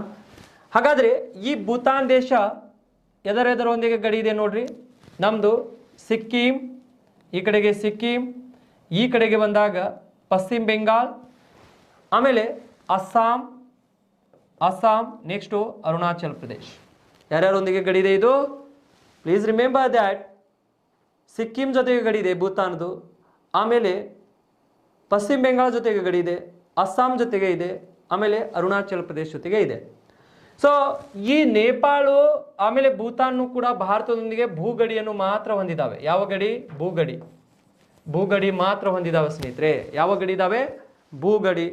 ಹಾಗಾಗಿ ಈ ಭೂಗಡಿಯನ್ನು ಹೊಂದಿರುವಂಥದ್ದು ನೀವು ನೆನ್ಪಿಟ್ಕೋಬೇಕು. ಭೂಗಡಿ ಹೊಂದಿರುವಂಥ ದೇಶಗಳು ಯಾವತ್ತು ಕೇಳ್ತಾರೆ? ಅದಕ್ಕೆ ಇವೆರಡು ದೇಶಗಳು ನೆನ್ಪಿಟ್ಕೊಳ್ಳಿ. ನೆಕ್ಸ್ಟು ಈ ಕಡೆ ನಾವು ಬಂದಾಗ, ಈ ಕಡೆಗೆ ಬಂದಾಗ ಸೊ ನಾವು ಏನು ನೋಡಬೇಕಾಗಿದೆ ಅಂದ್ರೆ ಸ್ನೇಹಿತರೆ, ಇಲ್ಲಿ ಮಯನ್ಮಾರ್ ದೇಶ ಇದೆ. ಯಾವ ದೇಶ ಇದೆ ಇಲ್ಲಿ ನಮಗೆ? ಮಯನ್ಮಾರ್. ಹಾಗಾದರೆ ಈ ಭಾಗದಲ್ಲಿ ಏನಿದೆಯಲ್ಲ ಮಯನ್ಮಾರ್ ದೇಶ, ಇದು ಭಾರತದೊಂದಿಗೆ ಎರಡೂ ಗಡಿ ಹೊಂದಿದೆ. ಮಯನ್ಮಾರ್ ದೇಶ ಭಾರತದೊಂದಿಗೆ ಜಲಗಡಿನೂ ಹೊಂದಿದೆ. ಯಾವ ಗಡಿ? ಜಲಗಡಿ ಹೊಂದಿದೆ ಸ್ನೇಹಿತರೆ. ಅದರ ಜೊತೆಗೆ ಭೂಗಡಿಯನ್ನು ಹೊಂದಿದೆ. ಈ ಕಡೆಗೆ ಭೂಗಡಿ ಇದೆ, ಈ ಕಡೆಗೆ ಜಲಗಡಿ ಇದೆ. ಹೌದಾ? ಇಲ್ಲಿ ಬೇ ಆಫ್ ಬೆಂಗಾಲ್ ಇದೆ ನೋಡ್ರಿ, ಬಂಗಾಳ ಕೊಲ್ಲಿ. ಹೌದಾ? ಈ ಭಾಗದಲ್ಲಿ ಜಲಗಡಿ ಇದೆ, ಈ ಭಾಗದಲ್ಲಿ ಭೂಗಡಿ ಇದೆ. Got the point? ಹಾಗಾದರೆ ಯಾವ ದೇಶ? ಮಯನ್ಮಾರ್ ದೇಶ. ಯಾವ ದೇಶ? ಮಯನ್ಮಾರ್ ದೇಶ. ಈ ಮಯನ್ಮಾರ್ ದೇಶ ನಿಮಗೆ ಕ್ವಶನ್ಸ್ ಕೇಳ್ತಾರೆ. ಮಯನ್ಮಾರ್ ದೇಶವು ಭಾರತದೊಂದಿಗೆ ಯಾವ ಗಡಿಯನ್ನು ಹೊಂದಿದೆ ಅಂತ ಕೇಳ್ತಾರೆ. ಜಲಗಡಿ ಮತ್ತು ಭೂಗಡಿಯನ್ನು ಹೊಂದಿರುವಂತಹ ದೇಶ ಸ್ನೇಹಿತರೆ. Got the point? ಅವಾಗ ಹಾಗಾದರೆ ಈ ಮಯನ್ಮಾರ್ ದೇಶ ಯಾವ್ಯಾವ ನಮ್ಮ ರಾಜ್ಯಗಳೊಂದಿಗೆ, ಯಾವ ರಾಜ್ಯಗಳೊಂದಿಗೆ ಗಡಿಯನ್ನು ಹೊಂದಿದೆ ನೋಡ್ರಿ. ಇದನ್ನು ನಾವು ನೋಡಿದಾಗ ಇದು ನಮ್ಮದು ಅರುಣಾಚಲ ಪ್ರದೇಶ ಸ್ನೇಹಿತರೆ. ಅರುಣಾಚಲ ಪ್ರದೇಶ್ ಯಾವುದು? ಅರುಣಾಚಲ ಪ್ರದೇಶದೊಂದಿಗೆ ಇದರ ಗಡಿ ಇದೆ. ನಾಗಾಲ್ಯಾಂಡ್ ಜೊತೆಗೆ ಇದರ ಗಡಿ ಇದೆ. ಎದರ ಜೊತೆಗೆ? ನಾಗಾಲ್ಯಾಂಡ್. ಆಮೇಲೆ ನಾವು ಮಣಿಪುರ್, ಯಾವುದು? ಮಣಿಪುರ್. ಆಮೇಲೆ ಮಿಜೋರಾಂ ಸ್ನೇಹಿತರೆ. ಯಾವುದು? ಮಿಜೋರಾಂ. ಅರುಣಾಚಲ ಆಗಿರ್ಬೋದು, ನಾಗಾಲ್ಯಾಂಡ್ ಆಗಿರ್ಬೋದು, ಮಣಿಪುರ ಆಗಿರ್ಬೋದು, ಈಗ ನೋಡ್ರಿ ಮಿಜೋರಾಂ. ಹೌದಾ? ಸೊ ಅರುಣಾಚಲ ಪ್ರದೇಶ ಇದೆ, ನಾಗಾಲ್ಯಾಂಡ್ ಇದೆ, ಮಣಿಪುರ್ ಇದೆ, ಮಿಜೋರಾಂ ಇದೆ ಸ್ನೇಹಿತರೆ. ಹಾಗಾಗಿ ಇಲ್ಲಿ ಅರುಣಾಚಲ ಪ್ರದೇಶ್, ನಾಗಾಲ್ಯಾಂಡ್, ಮಣಿಪುರ್, ಮಿಜೋರಾಂ ಇದರೊಂದಿಗೆ ಈ ಮಯನ್ಮಾರ್ ದೇಶ ಗಡಿಯನ್ನು ಹೊಂದಿದೆ. ಹಾಗಾಗಿ ಈ ಕಡೆಗೆ ಬಂಗಾಳ ಕೊಲ್ಲಿಯ ಜಲಭಾಗತ್ತಾಗಿದೆ ಇದಕ್ಕೆ. ಹಾಗಾಗಿ ನಾವು ಇಲ್ಲಿ ಎರಡು ಗಡಿಯನ್ನು, ಭೂಗಡಿ ಮತ್ತು ಜಲಗಡಿಯನ್ನು ಹೊಂದಿರುವಂಥ ದೇಶ ಅಂತ ನಾವು ಕರಿತೇವೆ. Got the point? ಸೊ ಇಷ್ಟು ಆದಮೇಲೆ ನಮಗೆ ಇಲ್ಲಿದಿಂದ ಮುಂದೆ ನಾವು ಹೋಗಬೇಕಾಗತ್ತೆ. ಮುಂದೆ ಹೋದಾಗ ನೋಡಿ ಸ್ನೇಹಿತರೆ, ಇಲ್ಲಿ ನೆಕ್ಸ್ಟ್ ದೇಶ ನಮಗೆ ಬಹಳಷ್ಟು ಇಂಪಾರ್ಟೆಂಟ್ ಆಗತ್ತೆ, ಅವರ್ ನೇಬರಿಂಗ್ ಕಂಟ್ರಿ.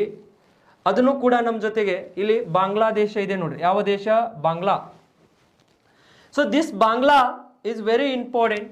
ಹಾಗಾದ್ರೆ ಈ ಬಾಂಗ್ಲಾದೇಶನು ಕೂಡ ನಮಗೆ ಈ ರೀತಿ ಗಡಿ ಹೊಂದಿದೆ ನೋಡ್ರಿ. ಇಲ್ಲಿ ಯಾವ ರೀತಿ ಗಡಿ ಹೊಂದಿದೆ ಅಂದ್ರೆ ಈ ರೀತಿ ಗಡಿ ಹೊಂದಿದೆ. ಇದನ್ನು ಕೂಡ ಭೂಗಡಿ ಮತ್ತು ಜಲಗಡಿ ಎರಡೂ ಹೊಂದಿದೆ ಬಾಂಗ್ಲಾದೇಶ್. ನಿಮ್ಮ ಕ್ವಶನ್ಸ್ ಕೇಳ್ತಾರೆ. ಅದು ನಮಗೆ ಈ ಪರ್ಟಿಕ್ಯುಲರ್ ಇದಕ್ಕೆ ನೇಮ್ ಕೊಟ್ಟಿಲ್ಲ, ಬಟ್ ನೇಮ್ ಇತ್ತಂದ್ರೆ ನಾನು ಹೇಳ್ತಿದ್ದೆ.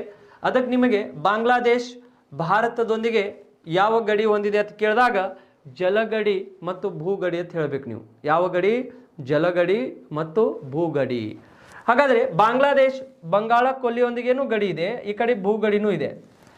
ಈಗ ಬಾಂಗ್ಲಾದೇಶ್ ಸ್ನೇಹಿತರೆ 4096 ಕಿಲೋಮೀಟರ್ ಭಾರತದೊಂದಿಗೆ ಗಡಿಯನ್ನು ಹೊಂದಿದೆ. 4096 ಕಿಲೋಮೀಟರ್.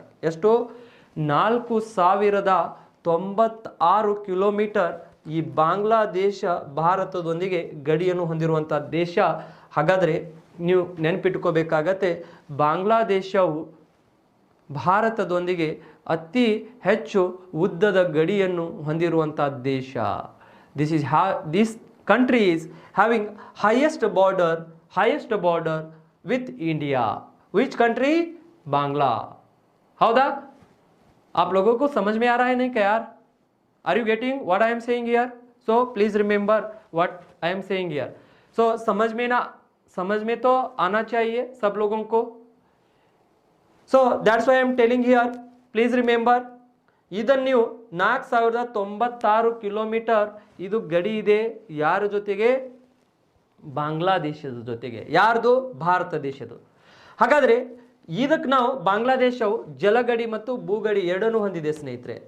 ಈಗ ಬಾಂಗ್ಲಾದೇಶ್ ಯಾವ್ಯಾವ ನಮ್ಮ ರಾಜ್ಯದೊಂದಿಗೆ ಗಡಿ ಹೊಂದಿದೆ ಅಂದ್ರ ತ್ರಿಪುರಾ. ನೆನ್ಪಿಟ್ಕೋರಿ, ಯಾವುದು? ತ್ರಿಪುರಾ. ಆಮೇಲೆ ಮೇಘಾಲಯ, ತ್ರಿಪುರಾ ಆಗಿರ್ಬೋದು, ಮೇಘಾಲಯ ಆಗಿರ್ಬೋದು. ಆಮೇಲೆ ನೆಕ್ಸ್ಟು ಅಸ್ಸಾಂ ಜೊತೆಗೇನು ಗಡಿ ಇದೆ ಸ್ನೇಹಿತರೆ. ಯಾವುದ್ರ ಜೊತೆಗೆ? ಅಸ್ಸಾಂ. ಆಮೇಲೆ ಪಶ್ಚಿಮ ಬೆಂಗಾಲ್. ಯಾವುದು? ಪಶ್ಚಿಮ ಬೆಂಗಾಲ್. ಇದನ್ನು ನೀವು ನೆನ್ಪಿಟ್ಕೋರಿ. ತ್ರಿಪುರಾ, ಮೇಘಾಲಯ, ತ್ರಿಪುರಾ ಜೊತೆಗೆ ಗಡಿ ಇದೆ ನಮ್ಮದು ಬಾಂಗ್ಲಾದೇಶದು. ಆಮೇಲೆ ನೆಕ್ಸ್ಟು ಮೇಘಾಲಯ, ಅಸ್ಸಾಂ ಮತ್ತು ಪಶ್ಚಿಮ ಬೆಂಗಾಲ್. You should remember. ಇವು ಎಲ್ಲ ಜೊತೆಗೆ ಯಾರ್ದು ಗಡಿ ಇದೆ ಅಂದ್ರ ಈ ಬಾಂಗ್ಲಾದೇಶದ್ದು. ಹಾಗಾದರೆ ಇಲ್ಲಿದೆ ನೋಡಿ ನಮಗೆ. ನೆಕ್ಸ್ಟ್ ಬರೀ ಭಾರತ ದೇಶದೊಂದಿಗೆ ಜಲಗಡಿಯನ್ನು ಹೊಂದಿರುವಂಥ ದೇಶಗಳು ಯಾವುವು? Only so this we can say that ಜಲಗಡಿ ಅಂದ್ರ here we can mention that only so water land mark. ಹಾಗಾದರೆ ಈಗ ಬರೀ ಜಲಗಡಿಗಳನ್ನು ನಾವು ನೋಡಿದಾಗ ಸ್ನೇಹಿತರೆ ಇಲ್ಲಿ ನಮಗೆ ಶ್ರೀಲಂಕಾ ಇದೆ ನೋಡ್ರಿ. ಯಾವುದು? ಶ್ರೀಲಂಕಾ ಕಾಣ್ತಾ ಇದೆಯಾ? Sri Lanka one island. ಅದು ಯಾಕೆ ಬೇರ್ಪಟ್ಟಿದೆ ಅಂತ ನಾವು ನೋಡೋಣ. ಈ ಶ್ರೀಲಂಕಾ ಮತ್ತು ಇಲ್ಲಿ ನಮಗೆ ಭಾರತ ದೇಶ ಈ ಕಡೆಗೆ ಇದೆ. ಈ ಶ್ರೀಲಂಕಾ ಮತ್ತು ಭಾರತ ದೇಶದ ನಡುವೆ ನಮಗೆ ಏನಿದೆ ಅಂದ್ರೆ ಈ ಭಾಗದಲ್ಲಿ ಜಲಗಡಿ ಇದೆ. ಯಾವ ಗಡಿ? ಜಲಗಡಿ. ಸೊ ಈ ಜಲಗಡಿ ಬರೀ ಜಲಗಡಿಯನ್ನು ಹೊಂದಿರುವಂಥ ದೇಶ ಯಾವುದತ್ ನಮಗೆ ಕೇಳಿದಾಗ ಶ್ರೀಲಂಕಾ ಅಂತ ಹೇಳಬೇಕಾಗತ್ತೆ. We want to say that Sri Lanka. ಯಾವುದು? ಶ್ರೀಲಂಕಾ. ಹಾಗಾದರೆ ಭಾರತ ಮತ್ತು ಶ್ರೀಲಂಕಾದ ನಡುವೆ ಒಂದು ಜಲಸಂಧಿನೂ ಕೂಡ ಇದೆ. ಇಲ್ಲಿ ಯಾವ ಜಲಸಂಧಿ ಇದೆ ಅಂದ್ರೆ ಸ್ನೇಹಿತರೆ ಇಲ್ಲಿ ಪಾಕ್ ಜಲಸಂಧಿ ಇದೆ. ಯಾವುದು? ಪಾಕ್ ಜಲಸಂಧಿ. ಇದು ಎಷ್ಟೋ ಕನ್ಸರ್ತೆ ಕ್ವಶನ್ಸ್ ಕೇಳಿದ್ದಾರೆ. ಪಾಕ್ ಜಲಸಂಧಿ ಯಾವ ಎರಡು ದೇಶಗಳ ನಡುವೆ ಕಂಡು ಬರುತ್ತದೆ? ಅವಾಗ ಎಲ್ಲರೂ ಏನಂದ್ರೆ ಪಾಕ್ ಅಂತ ಬಂದಾಗ ಪಾಕಿಸ್ತಾನ್ ಮತ್ತು ಭಾರತದ ನಡುವೆ ಮೆನ್ಷನ್ ಮಾಡಿಬಿಡ್ತಾರೆ. That is not correct my dear friends. That is the in between of the Sri Lanka and India. Got the point? So Pak ಅನ್ನುವಂಥ ಜಲಸಂಧಿ ಇದೆ ಯಾರ ನಡಬಾರಕ? ಶ್ರೀಲಂಕಾ ಮತ್ತು ಭಾರತದ ನಡುವೆ. ಹಾಗಾದರೆ ನೀವು ಇಲ್ಲಿ ಇಷ್ಟೇ ನೆನ್ಪಿಟ್ಕೋಬೇಕು, ಶ್ರೀಲಂಕಾ ಮತ್ತು ಭಾರತದ ನಡುವೆ ಜಲಗಡಿ ಇದೆ. ಬರೀ ಜಲಗಡಿಯನ್ನು ಹೊಂದಿರುವಂಥ ದೇಶ ಇದು. ಯಾವುದು? ಶ್ರೀಲಂಕಾ. ಹಾಗಾದರೆ ಯಾವ ಜಲಗಡಿ ಇಲ್ಲಿ ಯಾವುದು ಒಂದು ಜಲಸಂಧಿ ಇದೆ ಅಂದ್ರೆ ನಮಗೆ ಪಾಕ್ ಜಲಸಂಧಿ. ಜಲಸಂಧಿ ಅಂದ್ರೆ ಸ್ನೇಹಿತರೆ ಸ್ಟೇಟ್ಸ್ ಅಂತ ಕರಿತೇವೆ. ಹಾಗಾದರೆ ಈ ಜಲಸಂಧಿ ಅಂದರೆ ಎರಡು ಭೂಭಾಗಗಳನ್ನು ಪ್ರತ್ಯೇಕ ಮಾಡುವ ಜಲಭಾಗ. ಹಾಗಾದರೆ ಭಾರತ ಮತ್ತು ಶ್ರೀಲಂಕಾವನ್ನು ಪ್ರತ್ಯೇಕ ಮಾಡಿದೆಯಾ? ಜಲಭಾಗ. ಎರಡು ಭೂಭಾಗಗಳನ್ನು ಪ್ರತ್ಯೇಕ ಮಾಡುವಂಥ ಒಂದು ಜಲಭಾಗ, ಇದಕ್ಕೆ ನಾವು ಜಲಸಂಧಿ ಅಂತ ಕರಿತೇವೆ. ಎರಡು ಭೂಭಾಗಗಳನ್ನು ಪ್ರತ್ಯೇಕ ಮಾಡುವ ಜಲಭಾಗ. Or we can say that here ಎರಡು ಭೂಭಾಗಗಳನ್ನು ಕೂಡಿಸುವ ಜಲಭಾಗ. ಅಂದರೆ ಈ ದೇಶದಿಂದ ಯಾವುದಾದ್ರೂ ಹಡಗು ಭಾರತ ದೇಶಕ್ಕೆ ಬರ್ತಂದ್ರೆ ಅದು ಕೂಡಿಸುವಂಥದ್ದಾಯಿತು, ಹೌದಾ? ಹಾಗಾಗಿ ಎರಡು ಭೂಭಾಗಗಳನ್ನು ಕೂಡಿಸುವಂಥ ಜಲಭಾಗಕ್ಕೆ ಜಲಸಂಧಿ ಅಂತ ಕರಿತೇವೆ. Or we can say that, so ಎರಡು ದೇಶಗಳ ನಡುವೆ ಎರಡು ದೇಶಗಳನ್ನು ಬೇರ್ಪಡಿಸುವ ಜಲಭಾಗ, ಹೌದಾ? ಇದು ಶ್ರೀಲಂಕಾ. ಇದಕ್ಕೆ ನೀವು ನೆನ್ಪಿಟ್ಕೋಬೇಕಾಗತ್ತೆ, ನೆನ್ಪಿಟ್ಕೊಳ್ಳಿ. ಸೊ ನೆಕ್ಸ್ಟು ಮತ್ತೆ ಬರೀ ಜಲಗಡಿಯನ್ನು ಹೊಂದಿರುವಂಥ ದೇಶ ಈ ಭಾಗದಲ್ಲಿ ಕಂಡುಬರುತ್ತೆ ನಮಗೆ ಮಾಲ್ಡೀವ್ಸ್. ಯಾವುದಿದೆ? ಮಾಲ್ಡೀವ್ಸ್ ಇದೆ ಸ್ನೇಹಿತರೆ. ಯಾವುದಿದೆ? ಮಾಲ್ಡೀವ್ಸ್ ದೇಶ. ಈ ಮಾಲ್ಡೀವ್ಸ್ ದೇಶ ಭಾರತದೊಂದಿಗೆ ಬರೇ ಜಲಗಡಿಯನ್ನು ಹೊಂದಿರುವಂಥ ದೇಶ. ಯಾವ ದೇಶ? ಮಾಲ್ಡೀವ್ಸ್. ಅತಿ ಚಿಕ್ಕ ದೇಶ, ಹವಳ ಜೀವಿಗಳಿಂದ ನಿರ್ಮಿತವಾಗಿದೆ ಸ್ನೇಹಿತರೆ. ಕೋರಲ್ ಜೀವಿಗಳು ಅನ್ಬೋದು, ಕೋರಲ್. ಹಾಗಾದರೆ ಹವಳ ಜೀವಿಗಳು ಅಂದ್ರೆ ಏನಂತ ನಾವು ಕಲಿಯೋಣ. ಯಾಕಂದ್ರೆ ನಮ್ಮ ಲಕ್ಷದ್ವೀಪಗಳನ್ನು ಕೂಡ ಅದರಿಂದನೇ ನಿರ್ಮಿತವಾಗಿರ್ತಾವೆ. ನೆಕ್ಸ್ಟು ನಾವು ಹಾಗಾದರೆ ಇಲ್ಲಿ ಮಾಲ್ಡೀವ್ಸ್ ದೇಶ ಏನಿದೆಯಲ್ಲ, ಇದು ಜಲಗಡಿಯನ್ನು ಹೊಂದಿರುವಂಥ ದೇಶ, ಬರೀ ಜಲಗಡಿ ಹೊಂದಿರುವಂಥ ದೇಶ. ಯಾವುದು? ಮಾಲ್ಡೀವ್ಸ್. ಹಾಗಾದರೆ ಈ ಮಾಲ್ಡೀವ್ಸ್ ಕೇರಳದಕ್ಕೆ ನಿಯರ್ ಆಗತ್ತೆ ಸ್ನೇಹಿತರೆ, ಕೇರಳ. ಆಮೇಲೆ ಈ ಶ್ರೀಲಂಕಾ ತಮಿಳ್ನಾಡಕ್ಕೆ ನಿಯರ್ ಆಗತ್ತೆ. ಯಾವುದಕ್ಕ? ತಮಿಳ್ನಾಡಕ್ಕೆ ನಿಯರ್ ಆಗತ್ತೆ. ಹಾಗಾಗಿ ಇಷ್ಟೆಲ್ಲ ದೇಶಗಳು ಇವು ಭಾರತದೊಂದಿಗೆ ಗಡಿಯನ್ನು ಹೊಂದಿರುವಂಥ ದೇಶಗಳು. ಹಾಗಾದರೆ ಈಗ ಜಲಗಡಿ ಒಳಗೆ ನಮ್ದು ಎಷ್ಟು ಅಧಿಕಾರ ನಡೆಯುತ್ತೆ ಅಂದ್ರೆ ಸ್ನೇಹಿತರೆ, we can say that 12 nautical mile. ಎಷ್ಟು? 12 ನಾಟಿಕಲ್ ಮೈಲ್. ಜಲಗಡಿ ನಮ್ದು ಎಷ್ಟು ಅದರೊಳಗೆ ಅಧಿಕಾರ ನಡೆಯುತ್ತೆ ಅಂದ್ರೆ 12 ನಾಟಿಕಲ್ ಮೈಲ್. 12 ನಾಟಿಕಲ್ ಮೈಲ್ ಅಂದ್ರೆ 1 nautical mile is equal to 1 nautical mile is equal to we can say that 1.85 kilometre ತನಕ ನಮಗೆ ಕಂಡು ಬರುತ್ತೆ. ಅಂದರೆ approximately V can say that 2 kilometre ಅಂತ ನಾವು ಹೇಳ್ಬೋದು, ಹೌದಾ? ಎಷ್ಟು ಕಿಲೋಮೀಟರ್? 1 ನಾಟಿಕಲ್ ಮೈಲ್ ಅಂದರೆ 2 ಕಿಲೋಮೀಟರ್, 1.85 ಆಗತ್ತೆ. ಅದಕ್ಕೆ ನಾವು ಇದನ್ನು ನೆನ್ಪಿಡ್ಕೋಬೇಕಾಗತ್ತೆ ಸ್ನೇಹಿತರೆ. ಈಗ 12 ನಾಟಿಕಲ್ ಮೈಲು ನಮ್ಮದು ಜಲಗಡಿ ಇರುತ್ತೆ. 12 ನಾಟಿಕಲ್ ಮೈಲ್ ನಾವು ದಾಟಿದೇವು ಅಂದ್ರೆ ನಮ್ಮ ಅಧಿಕಾರ ಮುಗೀತು, ಅಲ್ಲಿಂದ ಬೇರೆ ದೇಶದ ಅಧಿಕಾರ ನಡೆಯುತ್ತೆ ಸ್ನೇಹಿತರೆ. ಈ ನಾಟಿಕಲ್ ಮೈಲ್ ಬಗ್ಗೆನೂ ನಾವು ಕೂಡ ಡಿಸ್ಕಷನ್ ಮಾಡೋಣ. ನಾನು ಇಲ್ಲಿ ಕನ್ಕ್ಲೂಡ್ ಮಾಡೋದು ಏನಂದ್ರೆ, ನೀವು ಇವತ್ತು ನೆನ್ಪಿಟ್ಕೋಬೇಕಾಗಿದೆ ಭಾರತದೊಂದಿಗೆ ಭೂಗಡಿಯನ್ನು ಹೊಂದಿರುವಂಥ ದೇಶಗಳು ಯಾವ್ಯಾವ ಇದ್ದಾವೆ ಮತ್ತು ಭೂಗಡಿ ಮತ್ತು ಜಲಗಡಿಯನ್ನು ಹೊಂದಿರುವಂಥ ದೇಶಗಳು ಯಾವ್ಯಾವ ಇದ್ದಾವೆ. ಈಗ ಜಲಗಡಿ ಮತ್ತು ಭೂಗಡಿಯನ್ನು ಹೊಂದಿರುವಂಥ ದೇಶಗಳು ಸ್ನೇಹಿತರೆ, ಪಾಕಿಸ್ತಾನ್ ಜಲಗಡಿ ಮತ್ತು ಭೂಗಡಿ ಹೊಂದಿದೆ. ಆಮೇಲೆ ನೆಕ್ಸ್ಟ್ ನಮಗೆ ಇಲ್ಲಿಂದ ಮೈನ್ಮಾರ್ ದೇಶ ಜಲಗಡಿ ಮತ್ತು ಭೂಗಡಿ ಹೊಂದಿದೆ. ನೆಕ್ಸ್ಟ್ ಬಾಂಗ್ಲಾದೇಶ ಜಲಗಡಿ ಮತ್ತು ಭೂಗಡಿಯನ್ನು ಹೊಂದಿದೆ. ಇವುಗಳನ್ನು ನೀವು ನೆನ್ಪಿಟ್ಕೋರಿ. ಬರೀ ಭೂಗಡಿಯನ್ನು ಹೊಂದಿರುವಂಥ ದೇಶಗಳು ನಾವು ನೋಡಿದಾಗ ಒಂದು ಚೀನಾ ಇದೆ, ನೇಪಾಳ ಇದೆ, ಭೂತಾನ್ ಇದೆ, ಅಫ್ಘಾನಿಸ್ತಾನ್ ಇದೆ ಸ್ನೇಹಿತರೆ, ಹೌದಾ? ಯಾವ್ದಾವ್ದಿದೆ? ಚೀನಾ ಇದೆ, ನೇಪಾಳ ಇದೆ, ಭೂತಾನ್ ಇದೆ, ಅಫ್ಘಾನಿಸ್ತಾನ್ ಇದೆ. ಇವು ಬರೀ ಭೂಗಡಿಯನ್ನು ಹೊಂದಿರುವಂಥ ದೇಶಗಳು.